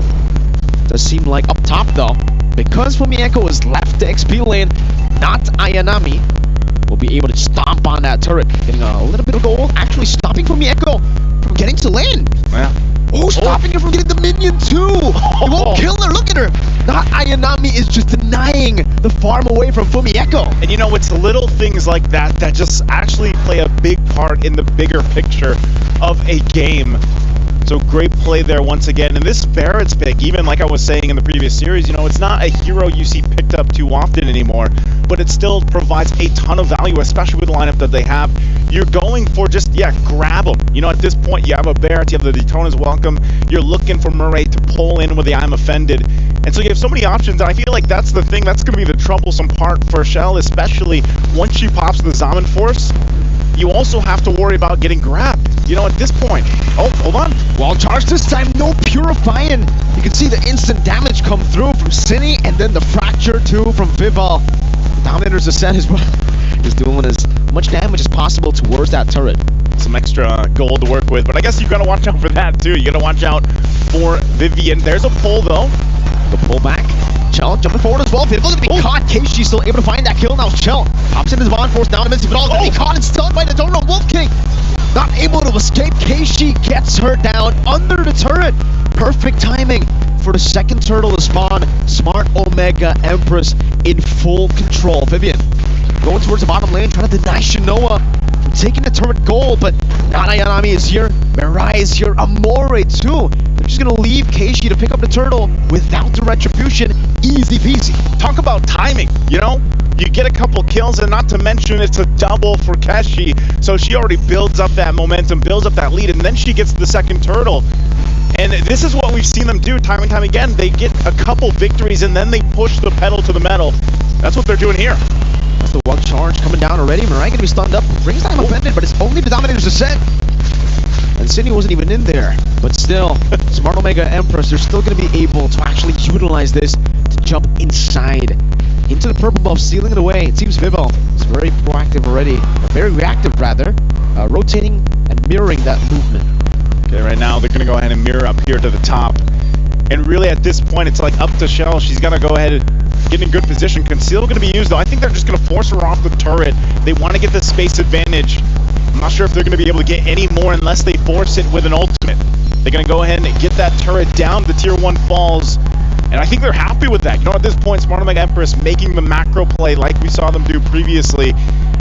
And so where does Team Vitality do this? How do they stop this from continuing to build up here, Miracle? I mean, it's going to be really tough, considering technically for Smart Omega Empress, they're fine if they actually scale up too, right? The Melissa is going to be an absolute monster in the later stage of the game. The fact that she is already 1,300 gold ahead shows you exactly why the Harith pick, in my opinion, wasn't really too good. You weren't feeling it. I hate the Harith against the Melissa because I'm a Melissa player, and I know for a fact that I've never lost a single laning phase to a Harith. Even 2v1, it's so hard unless the Harith goes Vengeance. That's for like a laning phase only type of deal. And in team fights, obviously the Purify will help you a bit more. But the fact that we saw the Purify and the Harith, I was like, all right, laning phase, Shell's basically not going to be laning. She's just there to soak in gold and wait for a power spike. And maybe that was the plan, you know, maybe the plan was, let's just get to the team fighting portion of the game, you know, mid to late game transition, let Shell get to where she needs. Whoa, Dominator's Ascent. It's a wild charge, but it's only onto the tank right now. They've all gone in and out, they're airborne. Brought back Keishi, right there Shinoa. Positine's Fire Lycan pounced to pick up a double kill. Team Vitality are crumbling under the pressure. Smart Omega Empress. They're thriving now. Viva walking forward, jumps in onto Mirai, able to find the kill with the fracture. Chell, Zaman Force in, onto not Ayanami. He's forced to flicker out, back to the mid lane, but again, they trade these kills. It's only onto Roamer to get a turtle. It's so good every single time. They might trade a death here, but they get something else, and that's a turret too. And again, you have to respect the damage coming up from all the members of Smart Omega Empress. And they continue to put the pressure even on the purple buff here as they go and take it away from Team Vitality. And they're finding themselves in this position where they don't have anything here. They don't have any turrets. They don't have any objectives. How can they even approach the next big objective? They've got a minute and a half to figure it out, to get in a position to actually be able to do that. And you know, this time around, the experts talked about it, man. Give a tank to the mother of tanks and let her be able to initiate. And she's been trying, honestly. The wild charges are there, but unfortunately, the damage just is not there. It's not able, they're not able to follow up against what Smart Omega Empress has with their lineup. And it might just take time. You know, we saw a preview of it with this Nolan pick that could scale up well, like we already talked about with the Harith too. You need time to build up. She only had the Starlium Scythe, I believe. And for Cine even, you know, you can pump out damage. But look at this. You only have a glowing wand right now in the arcane boots. So a lot of time here. Conceal going to be used. They're not going to connect on that. I'm offended, but they want the turret here. That was great though. The fact that even though it didn't connect, they still baited out the Purify. So CHUNG kind of panicked in that situation too. Goes to show you the level of composure that Smart Omega Empress have at this point compared to Vitality, who at this point it does feel like, you know, they are panicking a bit. Yeah. Popping those Purifies, going in for these desperate engages, and all that just for Smart Omega Empress to be leading by 4,000 gold. Vival though, staying very active around the map, but not going to be chased down. That's Lycan Pound. Wow. Vival, no purple buff, no energy. That's a solo kill down below. Keishi assassinates the assassin. And that's tough. Even with the retribution, there's nowhere you can run, there's nowhere you can hide. And that's not going to happen there. And Murray goes in once again. And this might just be, once again, another objective in the hands of Smart Omega Empress. They're trying to trade it at least for a turret up top. They get their second turret of the game here for Team Vitality, but they're going to have to get ready for a defense. And you already know, if anything to be said about the last 4 games that Smart Omega Empress has played, they will force that fight into the base. They will use everything that they have to start a fight under the turrets once that Lord gets marching in, as they take everything from Team Vitality. And now, once again, the tier 2 turrets. Here's a conceal play. Gonna go in, gonna wild charge over into the onward, and the Earth Shatter punishing Shinoa, who's so far up front. Down there's a set still in the midst of it all. Amori gonna be melted down, but still is able to get out with the Purify. 2 members taken down, the Lord still up to use for Smart Omega Empress. Great choice. As I was just saying, you know, they're gonna take everything from Team Vitality. Vivian says, no, not anymore. Goes in with the wild charge, and that's exactly why she needs heroes like this Grok to be able to make that decision, pop the conceal, make a big play, and that might have been enough to go ahead and negate this whole push with the Lord for now. Still at a gold deficit though, a couple thousand gold, but that's been enough to go ahead and clear the waves out that they needed to. I'm not sure if Smart Omega Empress still wants to go for more here. Good onward by Pumi Echo. She's going to be picked up though. Has a Primal Wrath. The airborne into the knockup as well now. Flickering back. Vivian still there. Mirai able to find an item of into the go away. Shinoa dealing some damage as the Dominator's Descent is forced to be used defensively. Keishi walks forward. Lycan pounds over to it. They've on the bottom lane. Cine. Oh no. Caught in the muddles. Chell going to be taking a whole lot of damage. Mirai taking a lot of turret shots, but will still be able to survive. Holy Defense pop in, and Smart Omega Empress won't be able to crack the base turret open. But in the bottom lane, it does seem like at least for Team Vitality, there is a trade. They get a tier 2. I think at this point, that's all you can do. Team Vitality knew that they still had to deal with the Lord. They don't lose the base turret. That was actually good for them, granted how far behind they were. And this gets them a couple more defensive items that they need, especially for Vivian. You can see now Divine Glaive locked in for Cine, so now that damage is going to be quite a bit. And even the Malefic Roar plus the Blade and Hunter Strike there for Vival. So she has been making moves across the map and at least gets those 3 turrets. So this gives them a little space to work around with, but they still have to be careful and cautious of the gap. We're still talking 5,000 gold here for Smart Omega Empress. They have a lot to work with. Chell also picks up the Divine Glaive. So this might be that moment that I was talking about, you know, mid to late game transition. You're now here in this portion of the game. You should be able to utilize this Harith. Yeah, you lost the lane. The matchup wasn't good for you. You kind of had a stalemate. You wanted to soak up as much gold and XP as you could. Now it's time to shine. Now Cine, she can't even use the Dominator's Descent.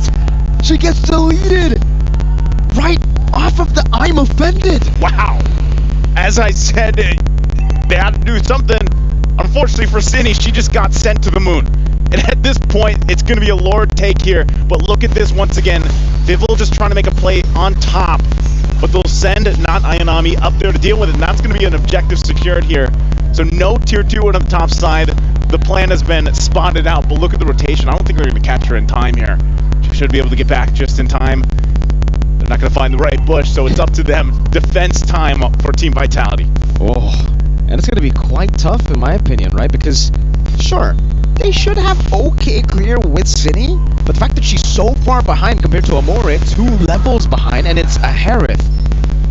Not too sure about that clear speed, right? You have to use your Zaman for it. So even if you clear out the Lord, that's a massive resource that you would rather have in these skirmishes compared to just defending the Lord. And look at how smart Omega Empress are already tackling the siege, right? They're just slow pushing the top side. They are waiting for it to build up so that they can get as much value as possible. At this point, Lord is still top side. It's going to go in and take that turret down. Some of these shields obviously down too already of the base turrets for Team Vitality. They gotta watch and avoid that lantern too. They could get dragged through the wall and then forced to fight. Murray also looking for an I'm offended here.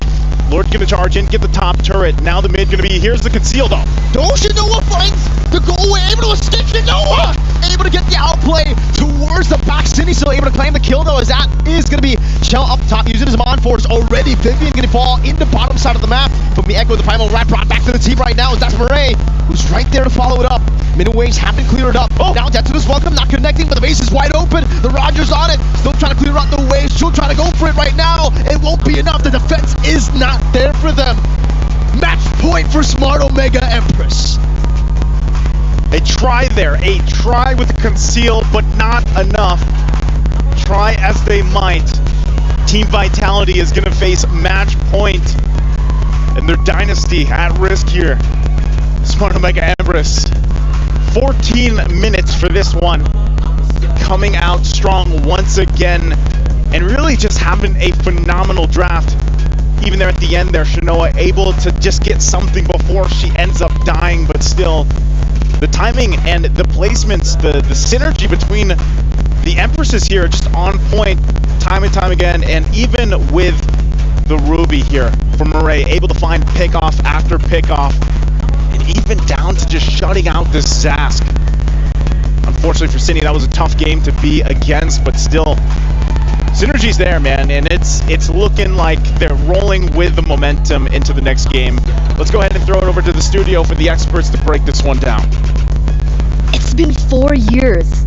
4 years of the dominance of Team Vitality, and I don't think we've ever seen this team being put in this position that the Empress has officially done. This may allude to the fall of an entire dynasty. I told you, I'm from the future, and what happens in the finals will blow your mind. I don't want to speak out of pocket, though. I want to make sure that this series gets the coverage that it deserves, and I think LaFell will agree when I say the draft for Vitality is slowly getting better, but it's not at the level where it could match Smart Omega Empress's momentum. I would say we were talking about traps, and this does not look like Team Smart Omega Empress put them in the trap. Like, this higher pick was forced, right? Going up against the Melissa, going up against the Ruby is probably something that Shell does not want, but what else are the options here? And again, like I said, the third pick is going to be very important. If you don't pick up a priority hero, you're gonna lose. Look at Smart Omega Empress. The third pick was the Melissa. And if I'm not mistaken, the third pick, or at least within the realm of the third pick for Vitality, was the Nolan. Exactly. So they answered it completely. Yeah. Yeah, it was a big issue, and time and time again, I think even the Indo casters actually walked up to us and they're like, what's up with the draft? What's going on with Team Vitality? More than just the Nolan, though, even the Zask felt a little bit like an answer, quote unquote, to the Jushin, but look at what Amore did. Yeah. Honestly, when we're looking at the draft here, this time I feel like they are a little bit more damaged. It's just the coordination here, because it does seem like there were quite a few instances where they went for the team fight. It's just that Smart Omega Empress, they were able to play around the team fight a little bit better. One of the reasons is because they do have the Jushin able to move people around, because we saw even in lane, it's hard for the mid duo of Vitality to even get the minions all that safe, because they kept getting pulled around. Yeah. We were talking about that earlier in the drafting phase, right? About the wave clear, but it turns out it's not about the wave clear. Yeah, you don't even. If you have control, it's fine, right? We saw that being implemented so perfectly by Smart Omega Empress, and we are going to crown our MVP for that game by PlayStation. So let's take a look. The PlayStation MVP goes to Keishi this time around on the Roger. I agree. A highlight play for me, watching Keishi's performance here in game number 2, is that 1v1 kill on Vival down bottom. If you guys will remember, it was just Vival minding her own business, trying to, pull a fast one over Smart Omega Empress, pushing, and then this was way past this point, by the way. This was all the way in with a push, and then she was just cutting the waves. What does Keishi do? Straight up 1v1. Maybe a little bit too early for me to say, but I honestly, with her performance, honestly, throughout the day, I wouldn't mind if she's the overall MVP because she made it work with the Nolan, now she's making it work with the Roger. Might even go as far as the group stage. I think Keishi really did step up as one of the flag bearers for Smart Omega Empress. And she's nonchalant about it. Yeah, that's why. She's like, we won, whatevs. I don't think they're celebrating too soon, right? I don't think they want to celebrate too soon. They're still a game away, right? And anything can happen in the course of a single game. So there's still a possibility for Team Vitality to come back. But man, if we all know Smart Omega Empress, we know them to be a team of momentum. Yeah. Right? So once they got the ball rolling, that's when things kind of gets extremely scary for their opponents. Yeah, let me just say, the way that she reacted, the way Keishi reacted, reminds me of Super Marco. Oh yeah. Yeah, she's like, we won. It's I got MVP. I got a 1v1. It's whatever. It's great. Whoa! Wait. Warners! Wait, what? No! Wait, here. Almost caught it. Oh, You. Peekaboo. Mirko, what's going on, by the way? Oh man. Again? Yo, what we did earlier, surprise boos. That's what Smart Omega Empress have been doing. They've been coming up with a lot of different ways to actually answer in the draft, and it's been phenomenal. By the way, setting up for Shinoa on the Melissa, and then most importantly as well, like you said, Keishi getting so much more value because in game number 2 they were focused on Shinoa. They were like, all right, how do we get rid of the Melissa? And yeah, when they picked the Melissa, they banned Claude and Moskov. I looked at it and I'm like, yeah, it's over. He didn't like the Melissa at all, and it showed. It showed actually in the gameplay there. And this is now at a point where their dynasty, I feel like, is really at a risk here, Mirko. But it is the best of 5, so anything can happen. I have a question for Mirko. Since Eterna doesn't believe it, and I think she still believes that the queens will break that. I don't want to say curse. It's Mirko, do you believe that there's something between Indonesian teams and MLBB and where we're playing now? Something about it. There's a mojo there. Sean wouldn't have a problem. Right. He's also of the same spot that we don't talk about it. So, you know what? I have something to say about that, but off screen. So, Mirko, we're gonna have a talk after this, But thank you very much, Caster, and there you go. That was the Grand Finals Casters. It's Mirko as well as Naisu, and 1 game away from Smart Mega Empress being the champions. It's scary. Satu lagi. It's scary. We're not even match point, we're championship points. Isa na lang. Isa na lang? What does that mean? Just one more. Just one more.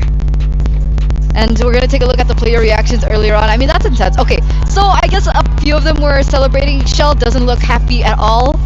I mean, we were talking about that matchup again, right, with the Harith. She's known to be, alongside, of course, the mother of dragons, the mother of tanks, Vivian. Shell is also known to be one of the pillars of Vitality, and when she's not given a favorable lane like that, it looks like even she was frustrated that she couldn't pull off what she usually is able to do. I have a question for you, Eterna. Okay. You've followed these ladies, the queens of MLBB, for years now. That look in Shell's face, is it just me, or does that look like it's their turn? Something broke in them. I hope not. But yes, I get what you're. All I of get what you're going. MWI, right? All of MWI. Whenever They were very Vitality, chill. Yeah, whenever Vitality stumbles, there's like, it's okay. Next game. Yeah. That was. I saw something. Let me say, I'm just glad that if Homegirls lost to anyone, it was Smart Mega, because at least now it's like, they're here. Yeah. They're here. But yeah, honestly, going into this game, I feel like everyone does agree. I'm just gonna change the narrative a little bit. It's not that Vitality had a bad draft. It's Smart Mega Empress always controlling the draft, and I feel like that is something new to Vitality. And they're controlling it from red. Yeah, and that's why I said, personally for me, red side is a bit better for this one. you know, even back at SPS, right, when we were going through the qualifiers, we had an interview because Team Vitality, they dropped the game against Falcons Vega. That was quite uncanny and very uncharacteristic. And so we had a chance to interview them, and then we were asking them, guys, like, how did you drop that game? What went wrong with the drafts? And then they were like, yeah, Susu Gaja, our coach, sometimes he likes to get a little experimental. So I thought that was a joke before. And so the thick plottings. Maybe not in grand finals. Not here, not like Yeah, this. so Grand finals. I mean, I thought it was a joke, but maybe that's what we're seeing. And here's what's scary is you already see it in the players' faces. They're already reacting to whatever this possibly might be happening. Again, I kind of feel like there's a reason why going for comfort works.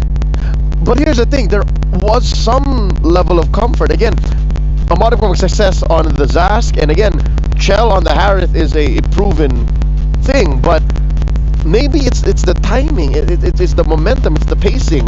One thing that I do have to say, remember Shell Yeah. on this Harith? There are times she avoided the team fight and go for something else. Do you remember that? Right? A major team fight around Lord. She went and ended the game in the mid lane. She might be really good on the Harith, but maybe they have a problem with the Harith in terms of the team fight. I'm just saying, right? There could be a correlation. If that's the case, then this is a very costly misreading of that situation. Yeah. It cost them a game, match point at that. No, because again, Harith going against a Ruby, going against a Melissa.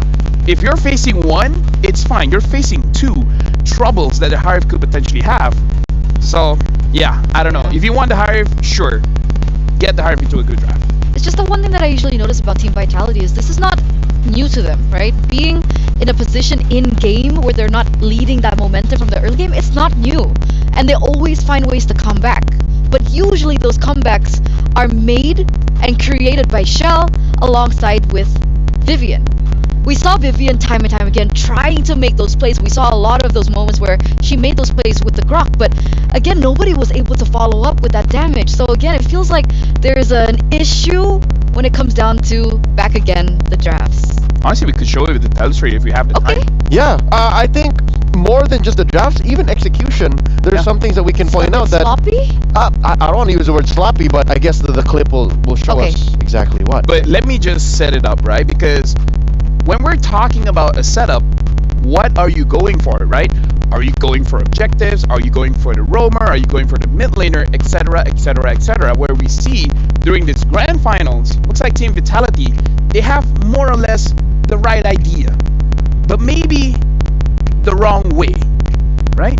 It's like, I want to eat, Yeah. but I'm eating it in the wrong way. It's like, essentially. Ah, okay.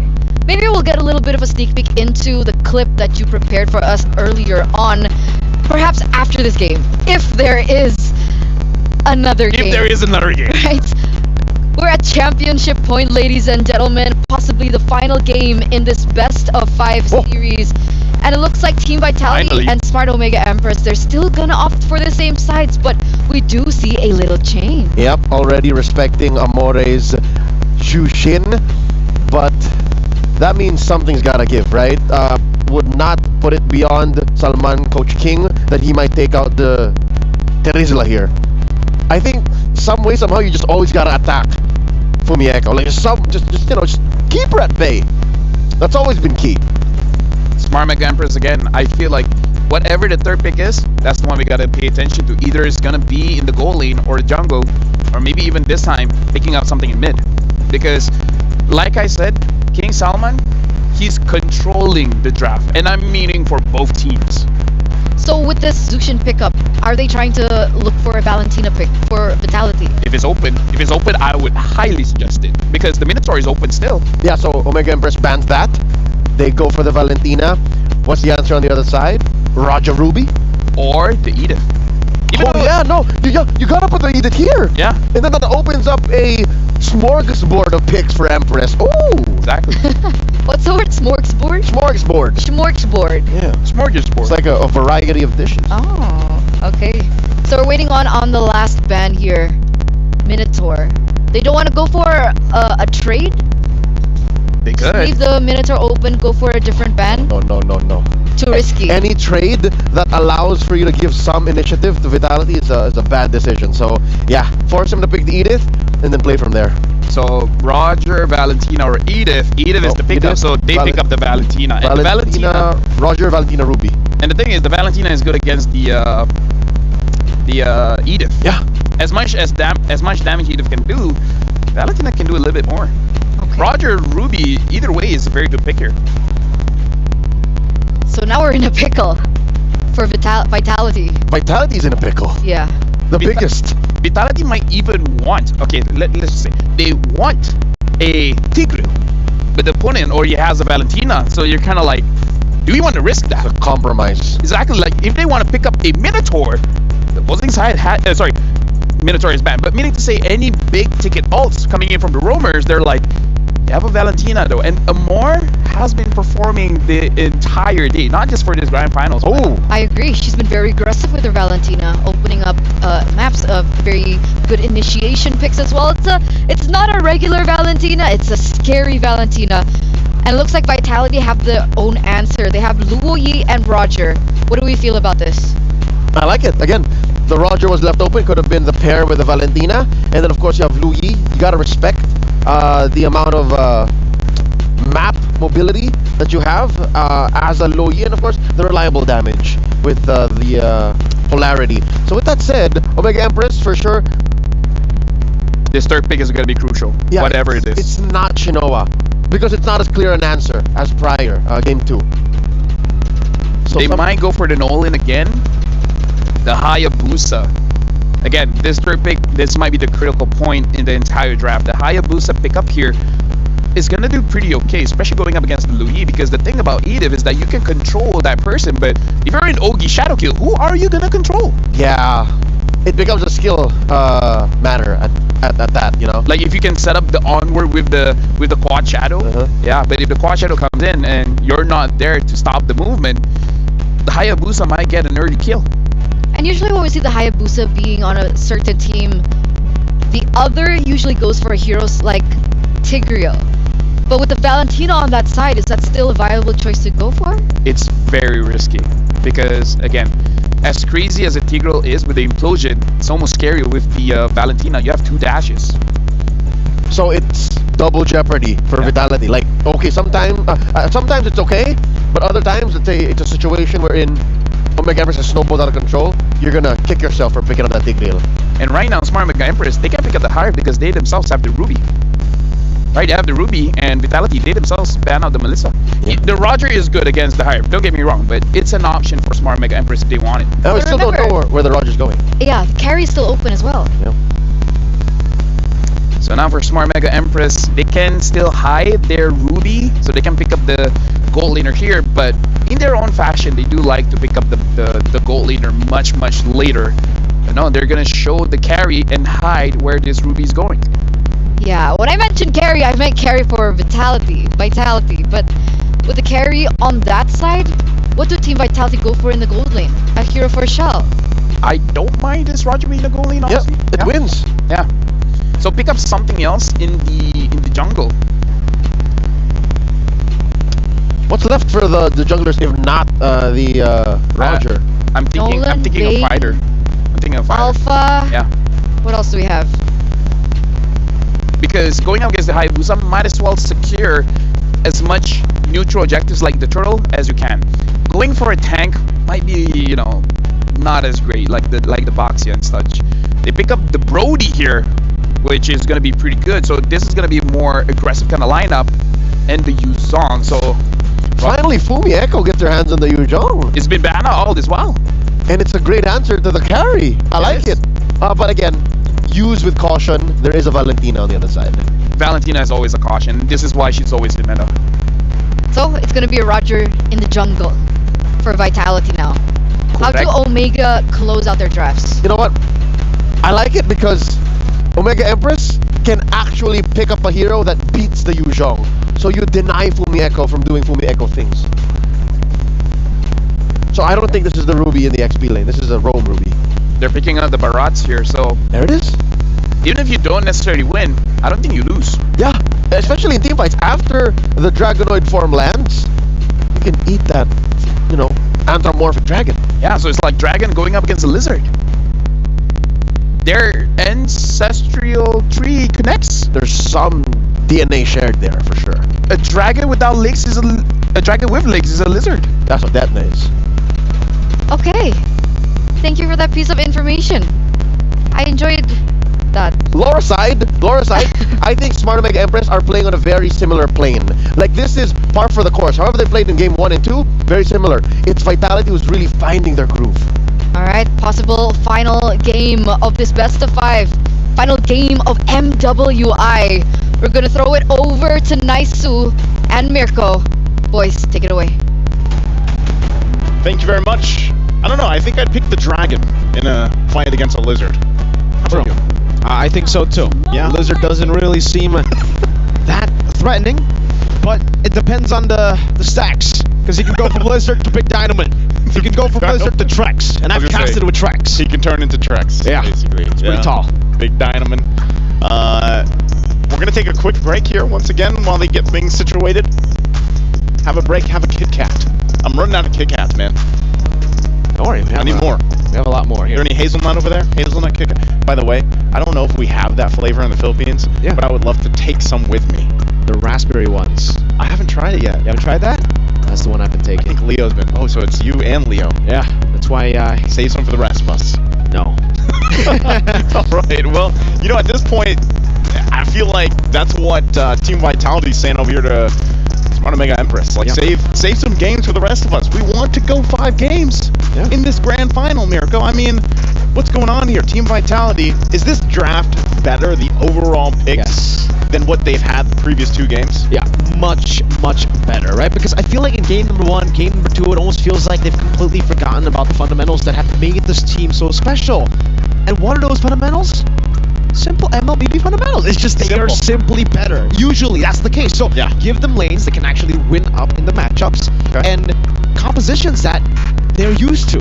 They've been placed on heroes that they are very uncomfortable with, the CC in game number 1. Yep. Heroes that clearly just have almost 0 ways to win out in the lane individually.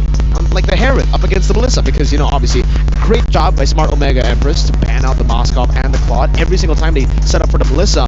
But these little things, it stacks up. And now it's stacked up to a point where it's match point. Yeah. For Smart Omega Empress. So you gotta. What you're saying is you gotta start at the individual, right? The laning phase. It's almost like a Kit Kat. You gotta start at the little segment, unless you're didn't crazy. expect that. Unless you're crazy and you start taking bites from the whole thing. And at this point, Naisu, that might just be what Vitality needs to do. They might have to bite the Kit Kat straight up. They don't need to crack it. They need a win right now. Yeah, they do. Because Smart Omega Empress, they did it. They did all the setups, right? Crack it in 2. Yep. Okay. Then they eat 1. They eat the other. And now they're just left with 1 more. That's a good question for all our viewers out there. How do you eat your Kit Kat? Are you a little crazy, a little unhinged, and do you just bite the whole thing from the top? Or do you break it off one by one? You know, like a regular, normal person. Are you a skibbity Kit Kat eater? Or are you a normal Kit Kat eater? Someone get me out of here. All right. Well, you know, going back to it, it's really just up to that point for Team Vitality to rise up, to show why they have been called the Queens of MLBB for so long. Again, this is a team, you know, just in this series alone, they've lost almost as many games as they have in the past 3 years. That's, for MWI. That is such a ridiculous stat. That is such a ridiculous thing to say, but it's real for Vitality. You're right. The last 2 games, back-to-back 2. I don't remember the last time they lost back-to-back. I can't, but hey, if I can't remember, perhaps it is also up against Smart Omega Empress. Just, not in the club tournament, it was for SEA Games. SEA Games. Philippines were able to also take Indonesia, which is the team that you see here for Vitality, the same exact lineup, to match point. And you know, part of that, I think what you really also want to point out here as we wait for them to get it situated is the improvement, the desire to get to this point. The team from the Philippines, Smart Omega Empress, what they've gone through, you know, a lot of the times they fell short getting to the grand finals, and now that they've made it here, what better start could you ask for? You know, already 2-0, facing the match point. You're about to make history.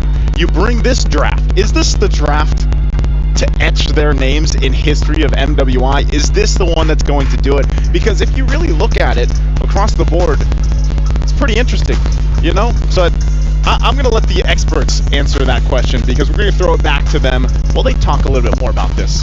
Experts, take it away. Thank you, guys. Yes, we're back over in the studio, and now we get a little bit more of a chance to talk about the drafts, right? So coming into this game, I think Naisu even mentioned that, is this the final composition that they have committed to end everything here right now? Can I bring up something outside of the technicalities of the game? Of course. Because I want to talk about, because these are professional athletes, right? How they bring themselves is really how they win and lose. And personally for me, there's an art to losing. When you lose often enough, you know how to deal with it. It's been 3-4 years, right? Vitality hasn't lost. So I feel like this is one of the first times they're in a very extreme condition where I don't know if they have the mental capability to be like, it's okay, it's just a reverse sweep, what's the problem? Well said. A reverse sweep is something that they are alien to. It's something that they've never had to deal with for, again, as mentioned, 3 to 4 years now. While on the other hand, Smart Mega Empress, they've always been third. They've always been the bridesmaid, never the bride in international events. I mean, back home they do dominate, but now here, I think they're poised to just take the crown. What about SEA Games? You mentioned that it went all 5 games, correct? How did that go? Was it in a reverse? Nah, it was like trading. Like, I win, you win, I win, you win. Which makes this all the more a very strong argument that, hey, maybe Vitality is not used to playing from behind. Maybe Vitality isn't used to resetting this hard. Because they're used to, okay, I lose one game, I'm gonna win immediately the next one. So it's like, okay, plan A didn't work, doesn't matter. We always got plan B. And it's like, plan B didn't work. It's like, do we have anything more than plan B? And this is not to downplay their skills as a player, of course, their mental capabilities, their achievements. No, it's more of just emotional preparedness, and that's something that's, you know, 5 or 6 layers deep when you're developing esports athletes. And here maybe Smart Mega Empress just attacked that layer. It's something that you can't teach. This is something that you need to experience. You can't count. Like, there's no numbers in this analysis, right? So we're bringing something outside of the game where it's intangible. It's one of those things where you don't see it, but it does happen. I think it would be great to take a look at the players and how they're doing right now. I wish in a different world that we could go in for a segment with them. But I know, man, it's probably right. Like, imagine the tension. Be careful what you wish for. Understandably, of course, we wouldn't wanna, but it would be so nice to know what's going on in their heads. Because as far as we're concerned, we can only assume, right? Based on what the camera shows, what the gameplay looks like, and so far, I think I'm not alone in saying Vitality isn't playing much like the Vitality we know. With all this intensity that's going on, I think the players deserve a break. Ladies and gentlemen, we are going to go to a short one, and we'll be right back. We'll see you straight after.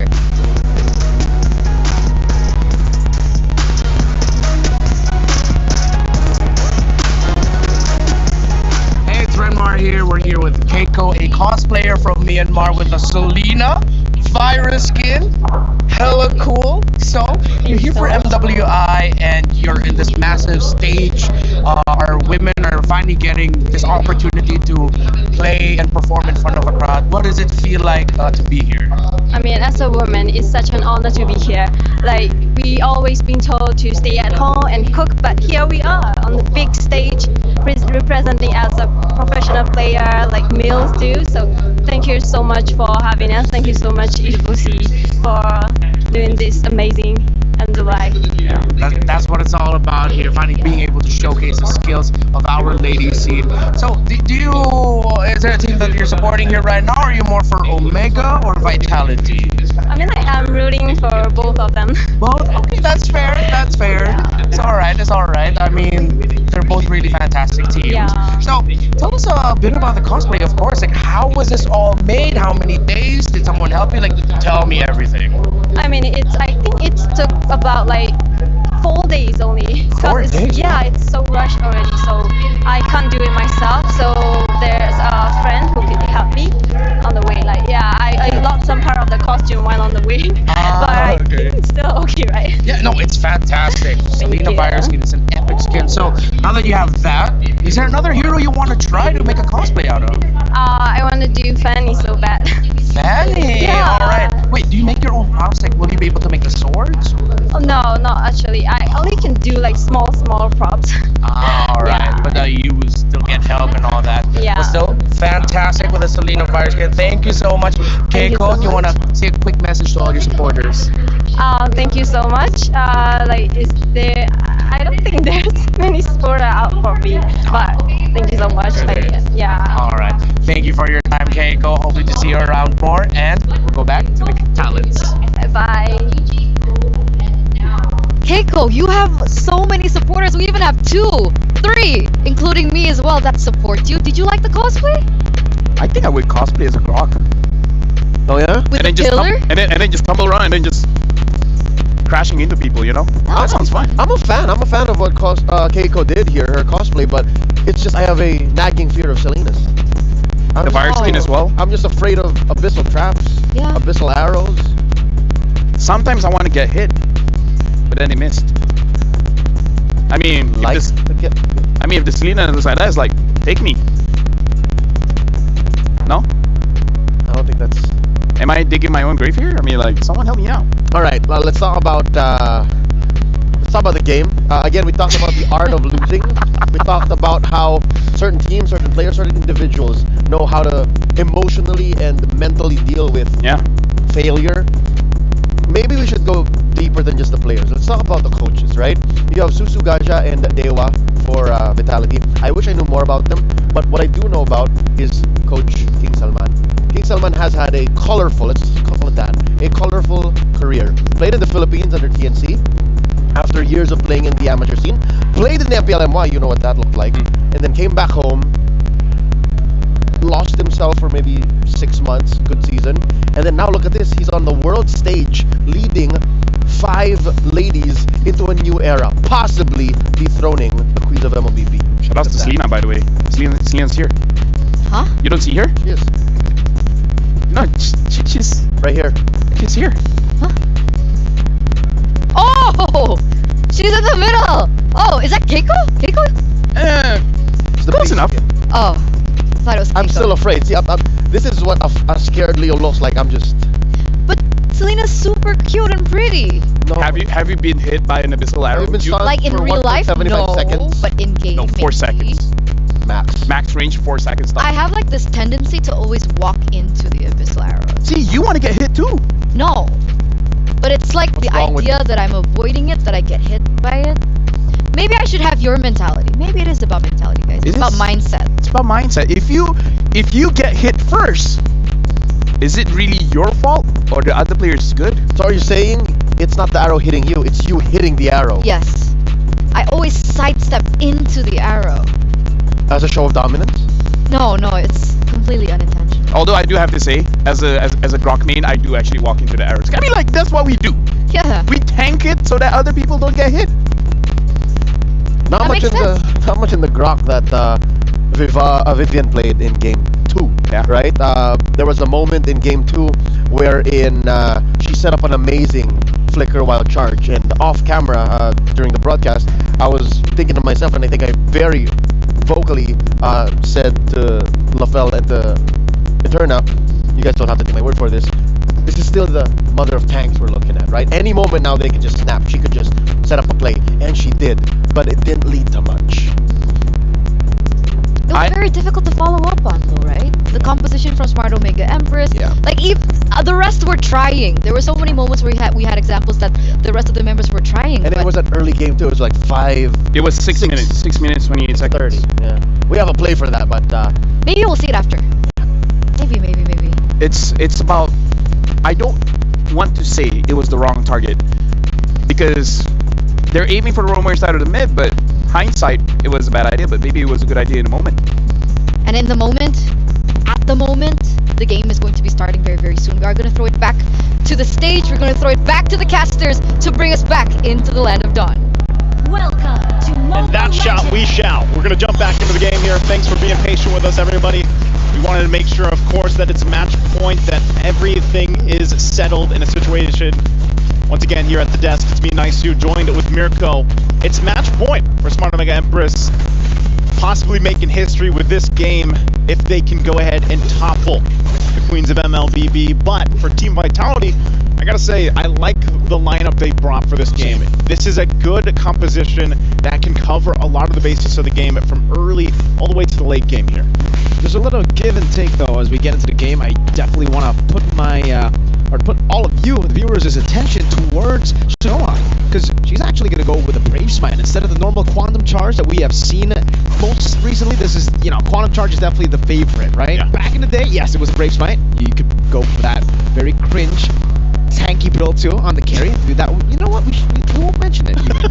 But here, it's going to be kind of tough. It's great to survive in lane against the Brody, but in the skirmishes, especially when you're getting chased down by the Yuzong, the additional movement speed that you usually get with the Quantum Charge usually lets you evade from a lot of the dive. Now, not so much, right? So she's going to have to rely on Purify, on her dashes even more. Yeah, it's mainly just so that you can go ahead and withstand the pressure that's going to be here from this lineup, especially from Team Vitality, the fact that they have a Lo Yi. You know, with the diversion plays, you kind of have to always have your head on a swivel. You always have to be looking around you, especially for Shinoa.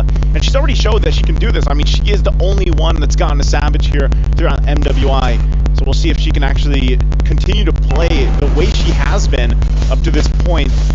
And so, as we mentioned, that Turtle's going to be up here. It looks like it's just going to be started up with Smart Omega Empress. I'm not sure if Team Vitality can really do anything about it. Doesn't look like that's going to happen. Nope. Guess she gets the Turtle. Vivian will be able to escape. Diversion coming down. Amore is going to be caught there. Goes with the Primal Wrath, able to take it and gets out. Well played to Amore. Doesn't even have to burn the Purify. Yeah, that's the... Honestly, this is like the, you know, the power that you can use with a Valentina. You always get a choice to take a couple of these ultimates that are going to help you in certain situations, and this time it was that Primal Wrath. Look at this on the bottom side. Shell gets the information. Not sure, though. The rest of the team making their way through. This could be a response from them, but I think right now she's just going to be on the defensive. And so that's the thing, you know, even for the Brody pick, man, like we haven't seen Brody too much. I know we saw him debut today and then actually do all right, but in this matchup, you know, when you're trying to play from a distance because you're trying to avoid getting set up upon, I mean, there's a Ferret across from you, you already know the Hayabusa is going to be putting the pressure there. Is this a good pick for the gold lane? Is this good to get them another game under their belt here to extend the series? I think it's going to be good if they play around their power spikes, but obviously for Smart Omega Empress, they can actually just play to avoid the power spike. In the mid game is where Vitality will have most of the power, most of the advantage. Yeah. So as long as Smart Omega Empress don't go for a lot of these crazy fights early on, the fact that they've already gotten a neutral objective without contest is already really good, by the way. So Vitality really need to push on the pace here, and you can already see the rotation in the bottom side of the map. That's exactly what they're going for. Chell, Skypiercer for side of Vivian. Two-man Earth Shatter into the onward, now dealing some damage. Keishi in the backline, City gonna be assassinated. Chell with a good stun over to Keishi, torn apart, memory used up. Keishi very low. Vivian, Primal Wrath, Pivot. Not gonna go for the Lycan form just yet, but because of that aggressive maneuver, I'll have to say, despite the kill, no, Smart Omega Empress got so much more value on top of the kill because not a Yanami, 2 levels ahead, gets half of the turret shield up top. Yeah, good for her, and good start here already for Smart Omega Empress. And this is what I was talking about. You know, the pressure coming out from a Hayabusa pick is always going to be there. She's also running the Warcry emblem, and it's very easy to proc that, get that extra percentage of damage already on. And so for Team Vitality, you know, they're going to have to kind of be wary of the back line, especially on how they find these placements with a diversion. Turtle's up here, second one of the game. It's going to be Team Vitality that starts it up. We'll see if Smart Omega Empress wants to do anything about it. Black Dragon form, used up the Earth Shadow earlier, not an enemy. How's it? Okay, with a steal! With a Quad Shadow! And then they get out smooth! Smooth criminal. Like a ninja here. Keshi time and time again. Man, has she stepped up throughout the entirety of MWI. Picks up the Skypiercer now too. So her threat level, it just rose a notch. Maybe 2. Because now you have a Skypiercer and you have some pretty squishy, you know, members that you can target down if you're from Team Vitality. So she's gonna play around that. That's a flicker into the depth of this wall. Keishi comes in with a Quad Shadow and the Shadow kill for Miyako can only just dive in. What an amazing setup up top. Mirai gonna be taken off the lamp, done. Vitality really looking for a trade at this point of the game. Shinoa going in, dealing some damage. Vivel taking up a few shots for Chell. Deals as much damage as possible, but even then, they can't go for the turret. It's going to be delayed a bit, and then Smart Omega Empress again will utilize that timing to go to mid lane. Amore, very aggressive. Keishi as well, doesn't have the Shadow Kill just yet with the Purify used up. They go for the turret, they take it down. Vivian forced to use a Primal Wrath. 2,000 gold ahead. Smart Omega Empress. The macro plays right now, the timing of the rotations from the Empresses is just on point. It's been perfect throughout the series, even from their last series. It doesn't seem like there's a weak point for them right now. They have to find something for Team Vitality here. Taking a look at the items real quick too. You're gonna have some of the first items locked in now. That is the Enchanted Talisman locked in. Diversion gonna be used, but no follow-up through that portal. Also, too, you have a Sky Piercer on Shell, right? She picked it up early on, but so far she's got the kill. She's farming up the best she can here. She is slightly ahead of Shinoa, but again, you have to point the fact that Shinoa, she's been on the defense, and I think that's also why she went with the Brave Smite, because she knew that she would have to play like this. But now, top side. I'm offended, locking her down. Good, her shattering the Fierce Death defensively, but ready to be caught under the turret. Cine picks up the kill, back even on the board. In terms of gold, in terms of macro, still heavily in favor of the Empresses. We're gonna go on a turtle, third one, this time for free. Diversion into the mid bush. Black Dragon form, they want to go for the fight. Flicker forward into the stun and the Petrify. Vivian picks up the kill. That's a trade back for the turtle. Okay, Team Vitality finding wins where they can. Yes, they've given up all three turtles, but they found a couple key kills. Could they get another? Flicker going to be used. Still alive for now, so for Team Vitality, managing to now get some space to work with across the map. They get the tier 1 down, it's going to be traded up top as Smart Omega Empress gets the top turret. So this is now at the point of the game. Before that first Lord comes up, where you have to be able to match the macro level of play that Smart Omega Empress has done. And part of the good thing is, hey, we have a Luo Yi. Use that advantage of the diversion to help you do that. Malefic Roar being picked up as well for Vivel. So some of these key items are also being locked in because of the way that Team Vitality has been playing. We'll see if, once again, both teams get situated. Oh, 3-man, I'm offended. Is it a damage? Good Terrify on. A defensive side. Vivian going to be caught, and so does Echo. A double for Shinoa. A disengage for Vitality. 50 seconds on the Lord. Smart Omega Empress want to go for the mid lane. That's a tier 2. Chell and Cine very vulnerable. Ayanami doesn't have that's his welcome, but Smart Omega Empress just picked up that turret. Good punishes on the board. Man, every time there's a Ruby across from you, that is probably one of the most deadliest pushes that you can wait in. Because you saw it, a multiple member I'm offended pull in that they collapse on, and that can happen time and time again. Every time Murray has her ultimate available, they're going to look for plays like that. And her game sense, her game knowledge is so good that she knows where to find those setups at. So still, a push, a try from Team Vitality. Lord's coming up here in 5 seconds. The gold lead builds a little bit in favor, of course, for Smart Omega Empress. The defensive items, Radiant Armor now locked in for Vivian. She's going to be the one to take the front of the damage. Take the brunt of it here. Conceal going to be used though. There goes Vivian. Time offended, used up Vivian. With the Primal Rat forced out. Now the Shadow Kill into the back. Chell's going to be taking a whole lot of that damage from the Echo with the Shinoa! Gets a fade away onto Vivian as she flickers out. The window slowly but surely closing for Team Vitality. They retaliate as a Black Dragon form. Death to his welcome, connecting on the city, but she is able to purify out. Vivel now jumping on the Amore, who steals out the Primal Rat from the Echo. Still with the passive caught in the I'm offended Chell. Using the Torn Farm there, he's not going to beat up Sydney. Now stomped down to the ground by not Ayanami. And that's another for a kill. Vivel caught all alone. Chasing her down, but will not be able to take her out. Not just yet.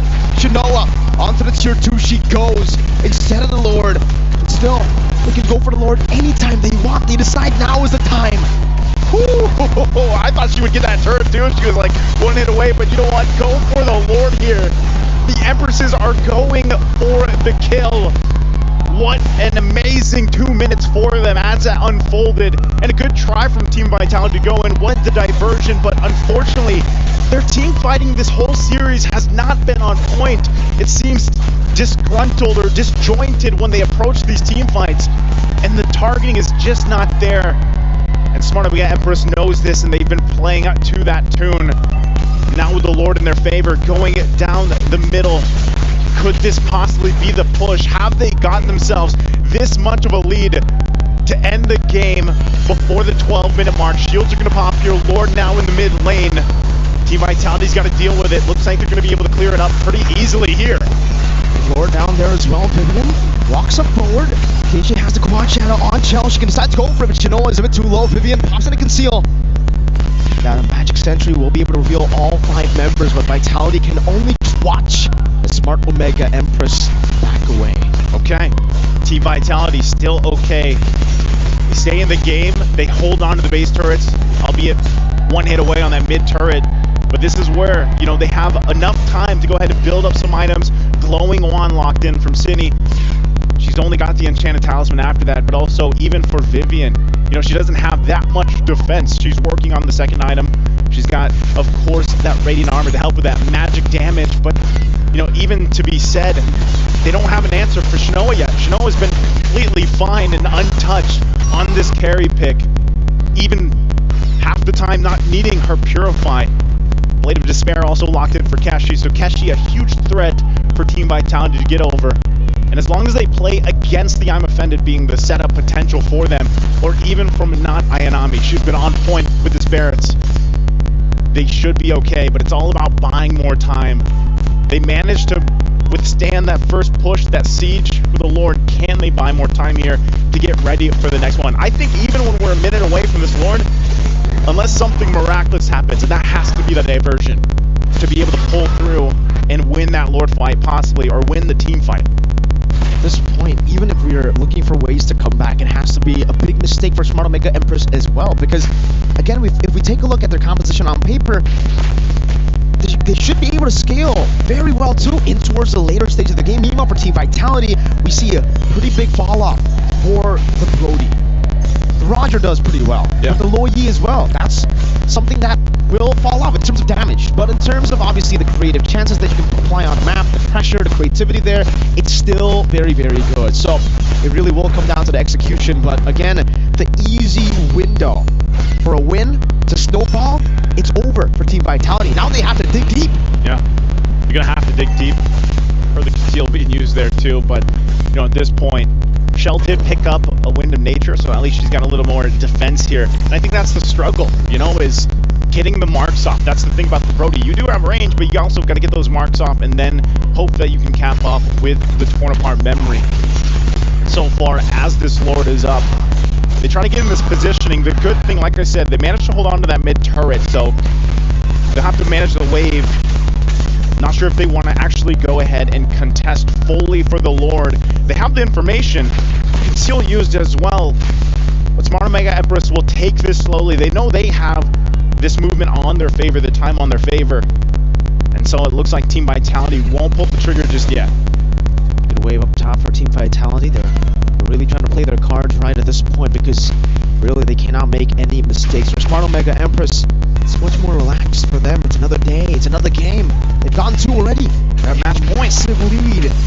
Shinoa is level 14 to the Brody, and this is the timer as usually to what we see a Brody have a lead. City walks up again very aggressively. Okay, still waves being managed here. Look at the placements, of course, for Fumi. She might be part of this whole thing. If they can pull this off, if they can find a way to utilize this, but the conceal's going to be used. They force Vivian back. That might be enough for them to just give the go on the Lord. It looks like they're going to push it. But as Vivian approaches back up, they don't know where the diversion is going to come through. And that's also part of the equation for Smart Omega Empress on why they take it slowly. Meanwhile, they're building more defensive items. Rose Gold Meteor now picked up for Shinoa to help with a little bit of that burst, that magic damage that can come through from Cindy, especially when the diversion follows through. But we're at a stalemate here. Amore holding on to that Eden Ultimate, the Primal Wrath, if they need it. But still, even if Smart Omega Empress does this for the next 2-3 minutes, it gives time for Team Vitality to catch up a little bit. There's their diversion. They're going to go. onto Vivian. Loyi, diversion into the back. Shinoa gonna be caught in the midst of it all right now. The back dragon form comes in. Vivo jumps in with the Lycan form. Sini dealing damage onto Amore with the help of Chell. For me, able to escape. Vivo goes for Lycan pounce, unable to get Shinoa. Keishi gets stunned, but is still able to get to the quad shadow in time. Vitality fighting so are smart Omega Empress. And like you said, Naisu, it's still a stalemate, but Vivo wants to go for it. It's been stolen away from Ayanami with the steal on Barats of all things.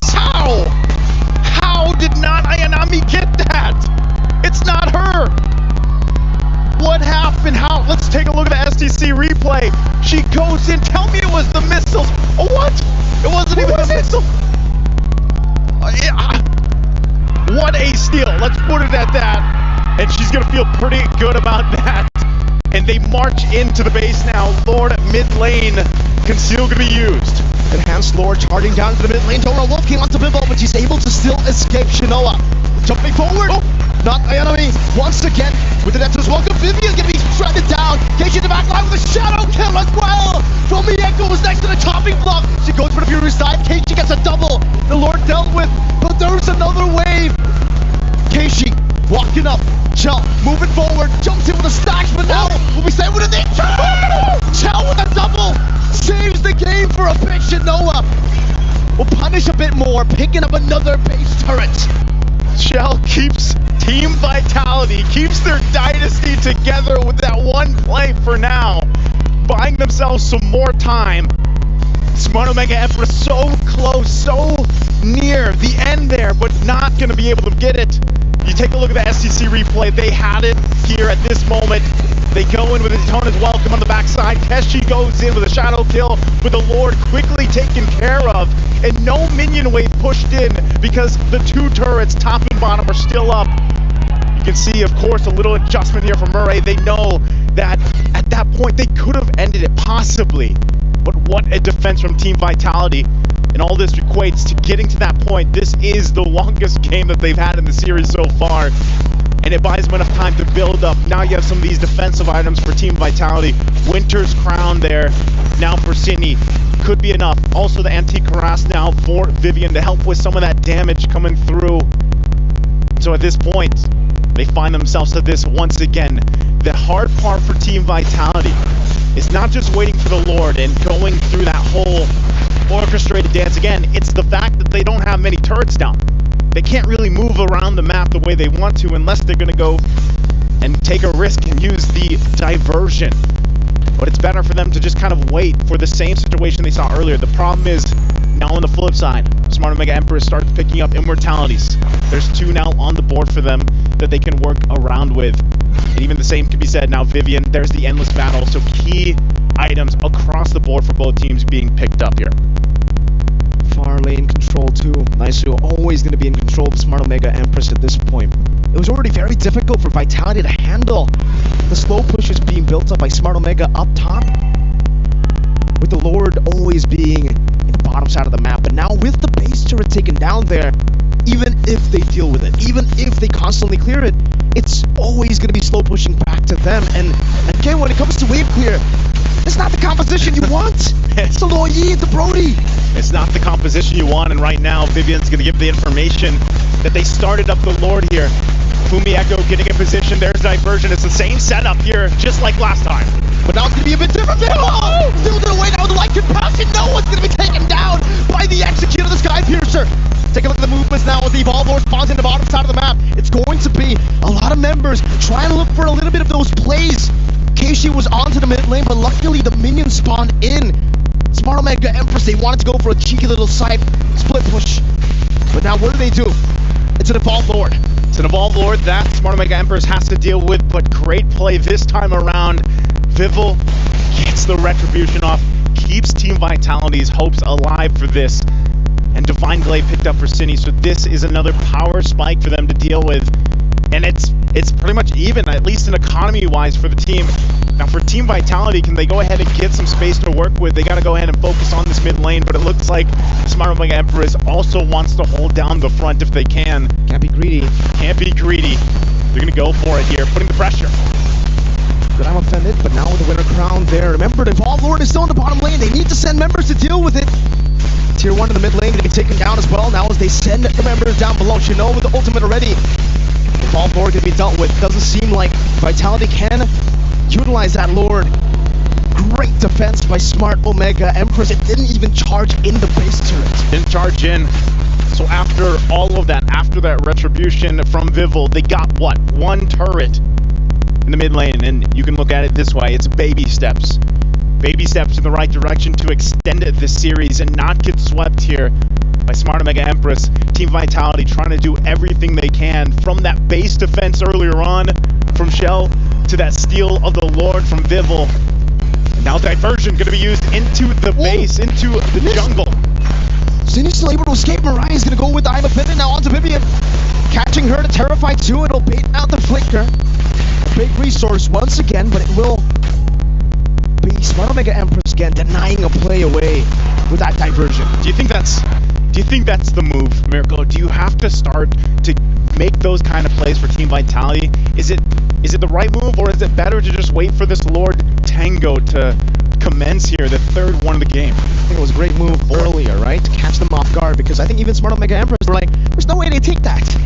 But if you keep on doing that, it'll be very readable. And Smart Omega Empress, we've seen that they've been able to get the read on Team Vitality. So Vitality gotta keep on throwing feints. It's a bit harder now on the Yi to throw feints because of the cooldown that's been nerfed quite a bit. The duration now a bit longer. So many of the feinting moments with the diversion no longer possible. Yeah, it's definitely harder here for them, but you know, at this point, we've seen this a couple times now. When we get into the territory that this is the fourth Lord that will be taken, you're past the 20-minute mark. You know, this stronger Lord is going to hurt, right? You can't even just juggle it or blitz it like you have in the past one. And so far, every single time, it's been nearly the same, where they let Smart Omega Empress start it up, and then they try to come in with a diversion. And if possibly they can even get a pick off, that's going to be great for the numbers for Team Vitality. But it looks like the information comes through, and still at the same time, like you mentioned earlier, they have to manage those waves with the turrets down at the top and middle. And so for Smart Omega Empress, they're going to go ahead and get in position here. We just saw the diversion used, so it's not up on cooldown just yet. But now at this point, Team Vitality has all the defensive items that they need to really contest this. Vivian goes up front side. They're going to wait still if they can buy time. Diversion available now. And we might see a very similar setup that we saw earlier on with this Lord. We're going to have to see that. How Smart Omega Empress tackle this. It seems Chinoa, I guess this is the advantage of going for the Brave Smite, right? You don't have as much mobility, but you can even tank up the Lord. So, Evolve Lord, changes to the Lord? Nah, I'm good with the carry. Just tank it up, but it's still the same dance. You know, this is again going back to it where before we had all this Lord dance and everything else, but now it's just kind of this standoff. You know, I don't know, maybe the square dance or whatever we can call it, the tango. You have those waves pushing in, but Smart Omega Empress, they actually don't even want to commit just yet because of what's happened in the previous Lord. And one thing you can't count them out is the fact that they could go for a split push. We've seen it happen before. Hell, we've seen teams just run it down mid, even when the team is so concerned with the Lord, this objective, because by this time, you know, 24 minutes in, this Lord could possibly be a guaranteed push into the base and a win for the game. If Team Vitality even steals it, it's already going to give them a big advantage, but this is probably the most cautious that we've seen both these teams so far throughout the series. Good read there. Just utilizing the jungle creep to open up the bush for you. Notice that it walked the other way. There was someone in that bush.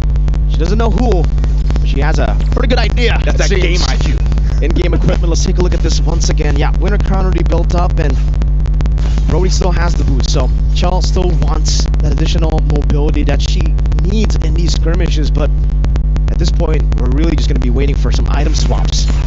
See if they go in that. Checking the bush here. Diversion could be used. Moray's going to be caught all alone with a diversion there. Great catch. Moray's able to escape, but now Immortality taken down.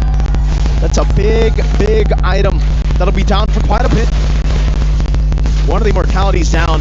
Now they got to deal with the big dynamite. And even with that, they just go back to what this was, right? Setting up positions for this Lord. And for Team Vitality, that might be the play, you know, try to catch someone off guard from Smart Mega Empress that time around. They weren't able to capitalize the kill, but they did get the flicker, they did get the immortality, which are crucial for the success of this lineup for Smart Mega Empress, especially when it comes to this fighting. So still, they don't want to actually start this up just yet because of the fact diversion is available again. Oh, flicker in. Let's welcome. Kumo buys immortality, gets some of the liking form from Mieko. Jumping to the back, City. Oh, City! In a 1v4. Buys the blood witch, gets down. Oh my goodness, Vivian. Oh, goes to the Earth Shadow. KC on the chase. City gonna be taken down. Vivian, no immortality. The Shadow kills in the back. Little nature is there. Chell goes for the stun, but KC wants to go for the execute. A few more hits with liking form. Chell still able to hide away. Now KC assassinates Vivo as Chell buys the immortality. I think they're going to go ahead and run it down mid. They're going to focus on the base here. There's only 2 left for Team Vitality. Big waves coming down. Chell going to be targeted down. No immortality. On a conquest for their 25th. The queens of MLBB have fallen. The dynasty, the streak, the era. And to take their thrones are the Empresses. No queen shall rule forever.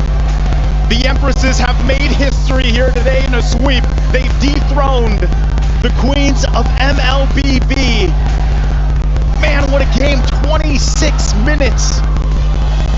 Master Macro from Smart Omega Empress is here. The journey that they've had up to this point and what they just accomplished here.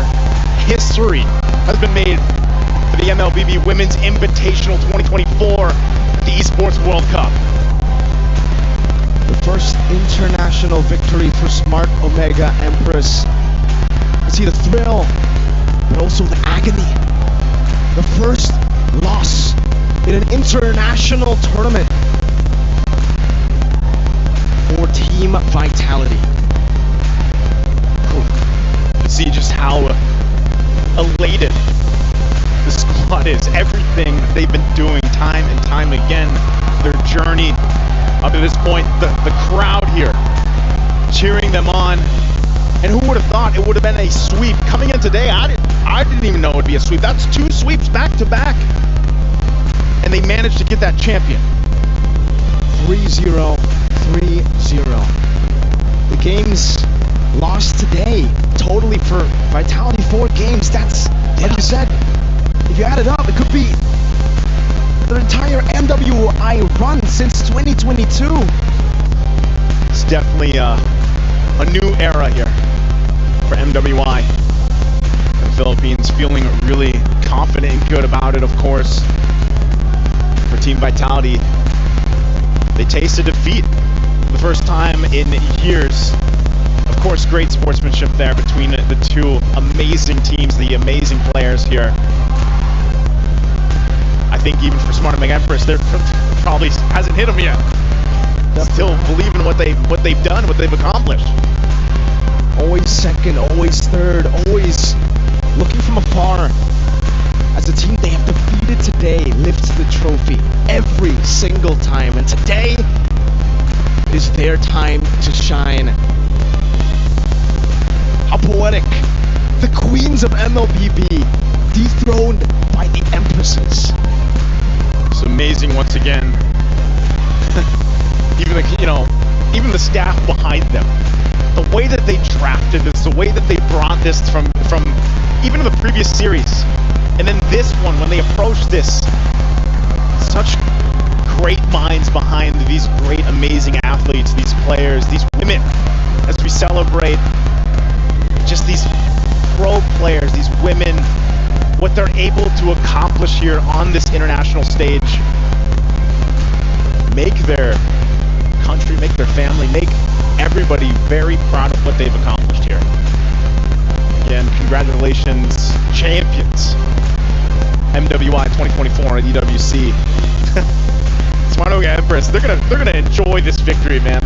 Whether it's swimming through the confetti, raising that trophy later on, crushing that key. Think about that key. What is in that key? But let's throw it over to the stage.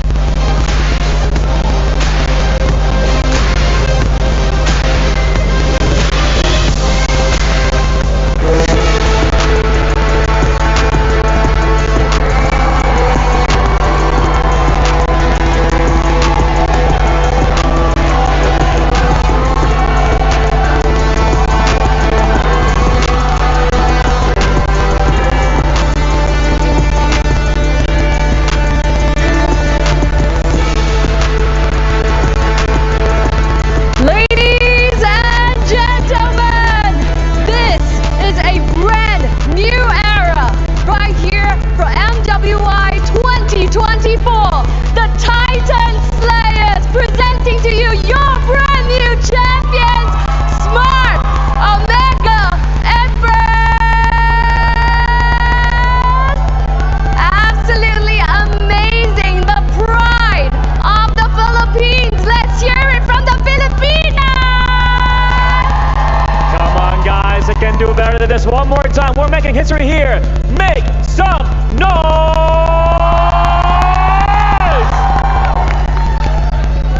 It is absolutely amazing to watch.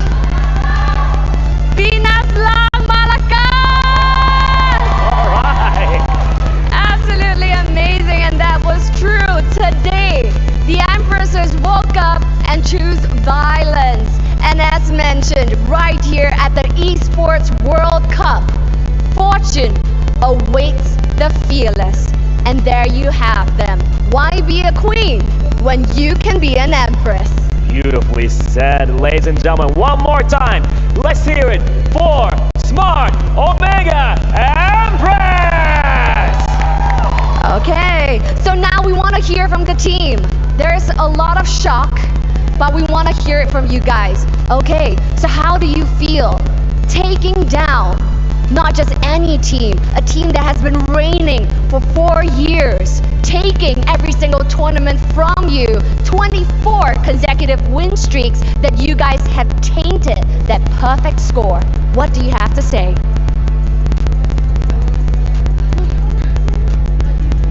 Okay, it feels like it's a fantasy. We couldn't believe it ourselves until now. We're still, I don't know. It's like a dream. It's like a dream come true for us. Yeah, we never believed like we would sweep them. We expected at least that maybe it's a 5-game series kind, but we can't believe this as well. It's beautiful. I cannot put my feelings right now. I can put into words, but I just wanted to say thank you to our organization. We're here because of them, especially to our bosses, Sir Pat, Sir Broy, and Coach Q. Thank you for trusting us, especially my players and Smart Omega. I cannot put into words, but thank you, team, for participating. I just wanted to say yes, we made it. Yes. Yes, you did. Yes. Yes, you did. Yes, we did it. In the making, taking place right here. Queen, it's taking place right here at the EWC. But it's now time to announce the MVP. Ladies and gentlemen, can you tell who it is? Let me hear some names now. Come on.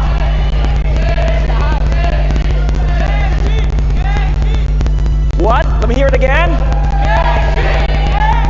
And ladies and gentlemen, viewers around the world, your MVP is Shanoa!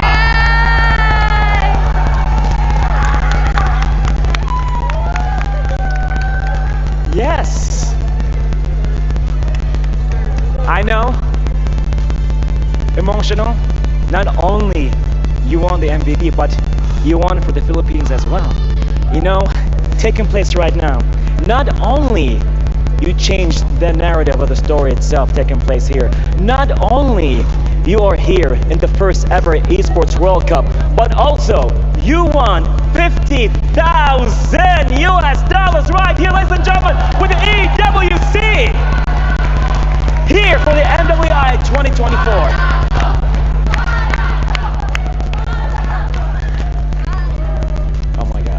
You're gonna make me cry right now. Anything you want to say, Shanoa? Exactly. Savage Shanoa, by the way. Oh, I was not expecting it. Honestly, I was so tilted by the past tournaments, but here I am proving myself that I can do it, and I'm so thankful.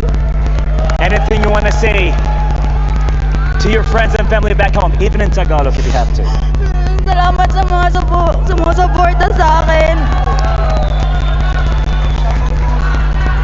Beautifully said right here. Thank you, guys.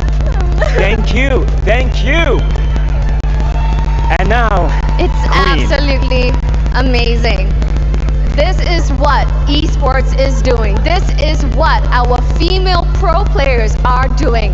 Redefining the culture that is esports with life-changing money right here. They have taken the lion's share of the $500,000 US prize pool, and on top of that, the MVP Shinoa has got an extra $50,000 US. So this is the time to shine, and our Empresses right here from the Philippines have shone brightly. This is a brand new era of Mobile Legends Bang Bang in the MSC. We have seen a new king arise, and right here for MWI, we have new Empresses, the Titan Slayers, Smart Omega Empresses, the pride of the Philippines. Over to you guys at the studio.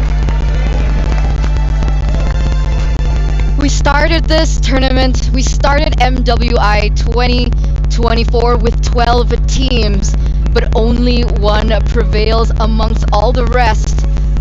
And it was not an easy journey for them. And I'm not just talking about the group stage, I'm not just talking about the knockout stage, but it's been 3 years. The first time they went in 2022, 5th to 8th place. 2021, 3rd place.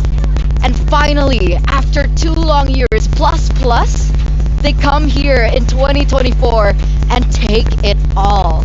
And with them all throughout, their gold laner, Shinoa. I've had my eyes on her career for the longest time, ever since they came out of LVD Huntress, carrying the banner of Smart Omega Empress. And that jump in her playstyle, in her development, in her growth from 2022 to 2023 was enormous. What now after becoming a world champion? I don't know, honestly for me I'm a bit speechless, like looking at how emotional they were. I feel emotional as well because this victory means a lot to Smart Omega Empress, to all the players. For sure, we're going to take a look at their highlights from before as well, and I don't think there was a moment in all of the 3 games that we thought, okay, maybe Vitality have got this. It was a steamroll all throughout. They were so sharp, so on point in their execution. Shinoa MVP for sure, but all the rest of the members, Mirai, Amor, we saw as well, like Keishi, not Ayanami. That's everyone. I mean Ayanami, but her name is not Ayanami. Yeah, it's confusing, but you know what we mean. Diagon. Yeah. Philippines Diagon. These women are all national athletes, and here they carry the banner not just of Smart Omega, but as well of the Philippines. We came up short in MSC, but here, again, playing arguably maybe half the amount of tournaments that Team Vitality did over the past competitive season. They came out and they showed that heart and believing in yourself and working with your team goes a long way. Hard work pays off. Yeah. Honestly, there's a lot of heart. We heard from the coach as well, thanking to the organization for giving them a chance, because I feel like this is something that we have to highlight for MWI as well. Not a lot of female players are given the chance, but when you give them the chance, they can show you that they can do it. And I do believe this should put the flag of women's MLBB straight into the Philippine soil and say, hey, we can do great things. Just give us that platform, give us the spotlight, and we will find our time to shine. And this will be good. This will be good moving forward, right? A lot of the women's teams all around the world, they will look at this victory and say, hey, anything is possible, right? Because coming into this tournament favorites, even in the comment section, you would see this is for sure an easy bet. Just why have MWI in the first place? Just give it to Team Vitality. But here we are, right? So hope is definitely there. And amongst all, congratulations once again to Smart Omega Empress for proving that anything can happen, and hard work pays off. You guys want to know the favorite thing about the tournament for me? I forgot it was a women's tournament. Right? That's true, right? Take out the names, you hide everything else that's around this, and this is still peak MLBB. Like, just professional players. Yeah. Doesn't matter, they're just professional players. Looking at the draft, looking at the games, the execution, the macro play, the micro play. Like, again, that's my favorite part about this tournament. I feel like some people coming in, it's like, you know, it might not be that good, but no, it's breathtaking. And on top of that, right, you mentioned about them that you forgot that this was a female scene MLBB, and they're crawling closer to their dreams. Before they came in here at MWI, they mentioned in an interview that their dream was to compete at MPLPH amongst the best in their country. and they certainly are on the way. But ladies and gentlemen, let's take a look at your STC predictions for the grand finals. 88% for Team Vitality. It's an upset time and time again from MSC, from now MWI. 88%. For nearly 72 hours now, I've been calling out to my kababayans from Luzon to Mindanao. Even here in Saudi Arabia, Riyadh, I'm saying, where are y'all? Why are y'all not voting and showing support for... No, I very rarely break character. I usually the least emotional guy. I always think with my left brain, but why? Where? Why just 12%? Where? Was that all of the Philippines? Because the ladies did everything they could. Empress is now on top of the world of MLBB. This is a new age. Where was the support? Let's think of it this way. I mean, they had a lot of supporters in the venue. Every time we were still upstairs, by the way, and we heard the chants from the Filipinos chanting out Smart Omega Empress. So perhaps they were glued to their screen, right? They were glued and they were showing their support that way because the chants really came through. And I'm surprised because, honestly, coming into this tournament, I didn't expect that much support. We saw it from Falcons Vega, and now we saw it for Smart Omega Empress. And I'm pretty sure that was one of the main reasons that fueled them over, because a lot of players on stage, in the interviews, even backstage, we take a good talk with them, and they also mention, like, they've never been on a stage this big. They've never been on a stage this grand. And the fact that they can hear the chants, it fuels them forward and it motivates them to perform at their very best. I'll just say it's the audience curse, man. They've been wrong a majority of the time. I'm gonna call you guys out. You guys usually call me America, but look at all the predictions. The audience has been wrong. That's true. But our match MVP by PlayStation from earlier on was not Ayanami. So Shinoa was able to bag the tournament MVP, but that game in particular was not Ayanami. That lore steal, though. That lore steal. It was a very long game, and that lore steal happened, now in hindsight, in the middle of this game. Yeah. And she stayed on point and kept her eyes on the prize throughout the whole debacle. The entire best of 5, she's been solid. Look at her, she's zoning out Cine. Like, in just this moment, you see, like, zoning out a few players, but game number 1, game number 2, is it not Ayanami controlling Fumi Echo to make sure that Fumi Echo is not a factor in this game? So, can confirm that was the first skill. Because she couldn't have basic attacked it from that range. Nor could it have been the missile expert. How did that happen? That's a tiny barats. That's very cute. Aww. It's without the stacks. Is that? Oh, okay. It's without the stacks. I thought that was like full stack barats. No. No, I wouldn't be that intimidated. With a full stack, bigger than the Amazon Arena. Yeah. You can pet him. I don't want to. I'm scared. Yeah, but I would be scared too. The thing is, this is not full stack barats. It's barely one. Yeah. Not Ayanami some way somehow always kept it at like close to top. And look at here, they're walking towards the totem, making their name here in Riyadh, showing to the world. Whenever people are looking at the totem, they're the ones that ended that 24 tournament win streaks. They're the one that won that amazing prize pool. They're the one bringing the world championship back to the Philippines. I don't think there's even a way to express how big of a deal this is, right? Like, no matter how many times we explain it, no matter what words we put into it, no one can explain the gravity of going up onto that podium, putting in that key, putting in your trophy for the entire world to witness. And this is the first of many. And people will continue to gravitate towards this first event. And how would you put that into words? How do you express what Smart Omega Empress is currently feeling? Coach Salman was right.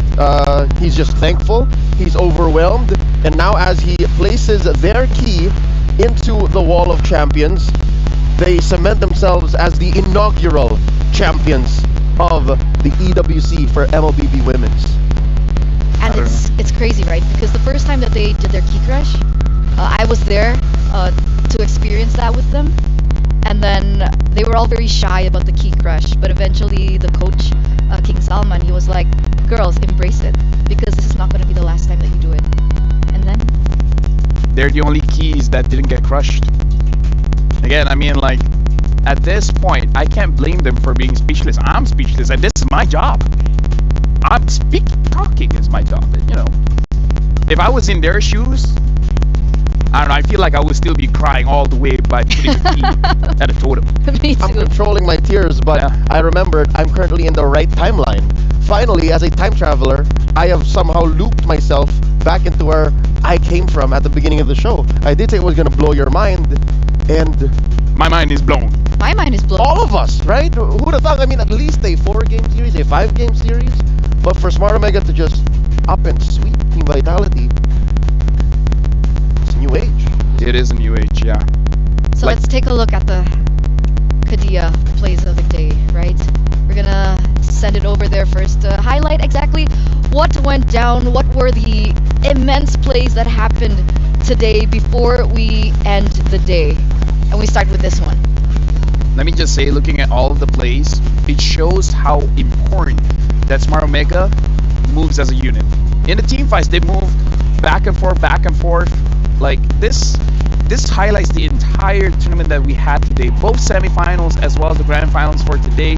It all leads up to see Smart Omega Empress as the champions. Yep, talking about how they move together as a unit. Check it out, even underneath a turret, even underneath a huge jump like that, they're able to turn it around against VSG. This came in from earlier today. Yeah, and again, the sweep against VSG, the sweep against Vitality, they had a 6-0 day, and this is like an insane 6-0 for today. It was just but a taste of what Team Vitality has been experiencing for the past 3 years, and Smart Omega Empress took all of that in the matter of hours. And this is the play, again, VSG going up against Smart Omega, where in hindsight, now that we've seen the rest of the tournament, I don't know how Smart Omega slept, but keep sleeping like that, because when you wake up, you're going good. Remember the grocery list of activities you did? Yeah, just do that. Leading up to this, and do that before every major tournament. Yeah, it's like, oh, we slept at 9. Well, keep sleeping at 9 o'clock. Clothes you wear, the food you eat. This here is a moment from earlier in the series. This is quite close. This is game 3. Like, this is literally this is the final game. Just that game, yeah. This is I remember, this is the team fight where we didn't see it coming. No, because the camera was slightly off, and I don't blame the way that was seen, is because Smart Omega Empress moves so fast. That was not like a very crazy engage. It's from not Ayanami. Not Ayanami started out. I believe she caught Vival. And then after that, it's like the entire team of Vitality was like, what do we do? And they panicked. It seemed like a concealed play without the actual conceal. Exactly. That's the best way to put it. And the emotions. Ben, I don't think I've ever casted a game this emotional before. I don't think.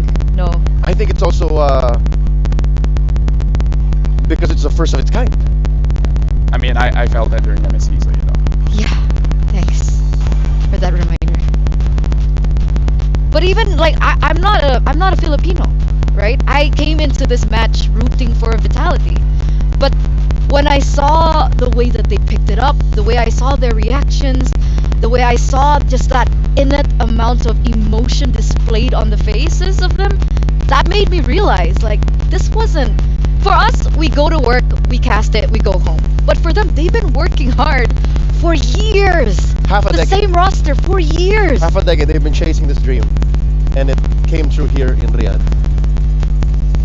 It's time well spent. It's one of those things that you have to remind yourself where just because you don't win today doesn't mean you won't win tomorrow. Everyone will have their time in the spotlight. All you have to do is be patient and work hard, and that's exactly what they did. And I think that's why they felt very thankful, because they had to work for it.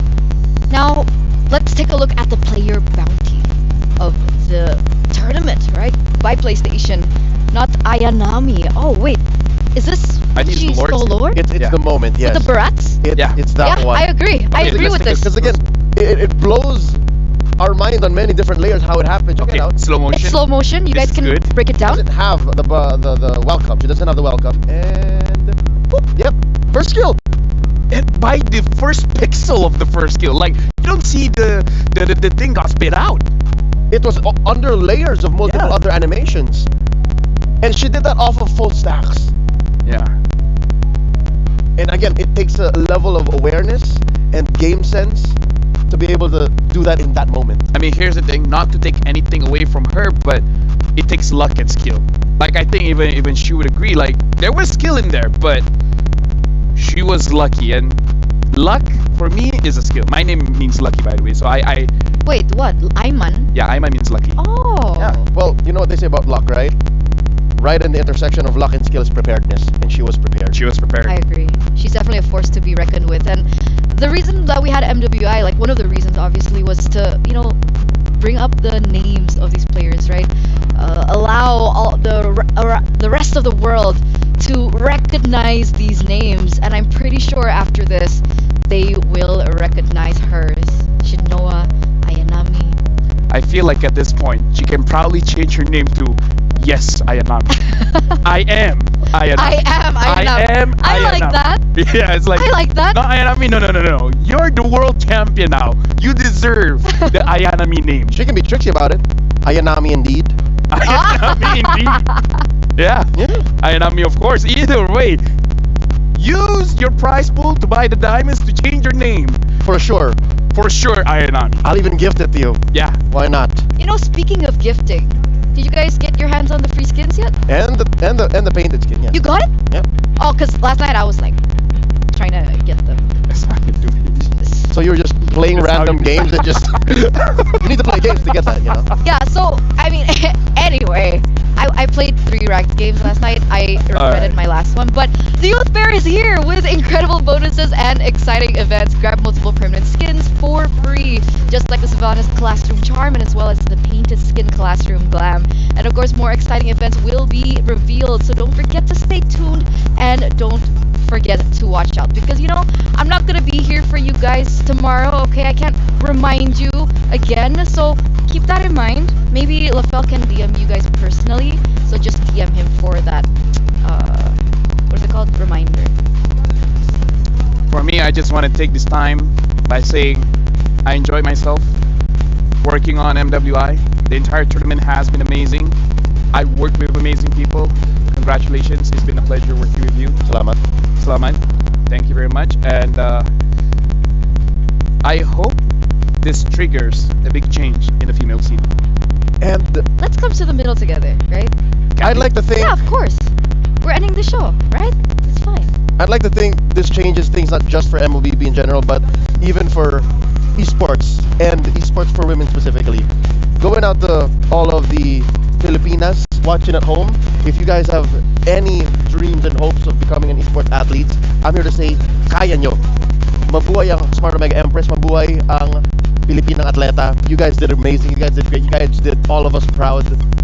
Thank you.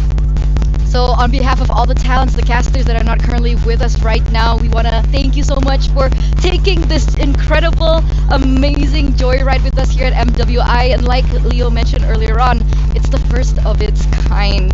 So with that, ladies and gentlemen, we're going to close out MWI x EWC 2024. We'll see you in the next tournament, and we'll see you soon. My name is Eterna. My name is LaFell. And my name is Leo at your service. And we're signing out for the day. Thanks so much, everyone. Pinas lang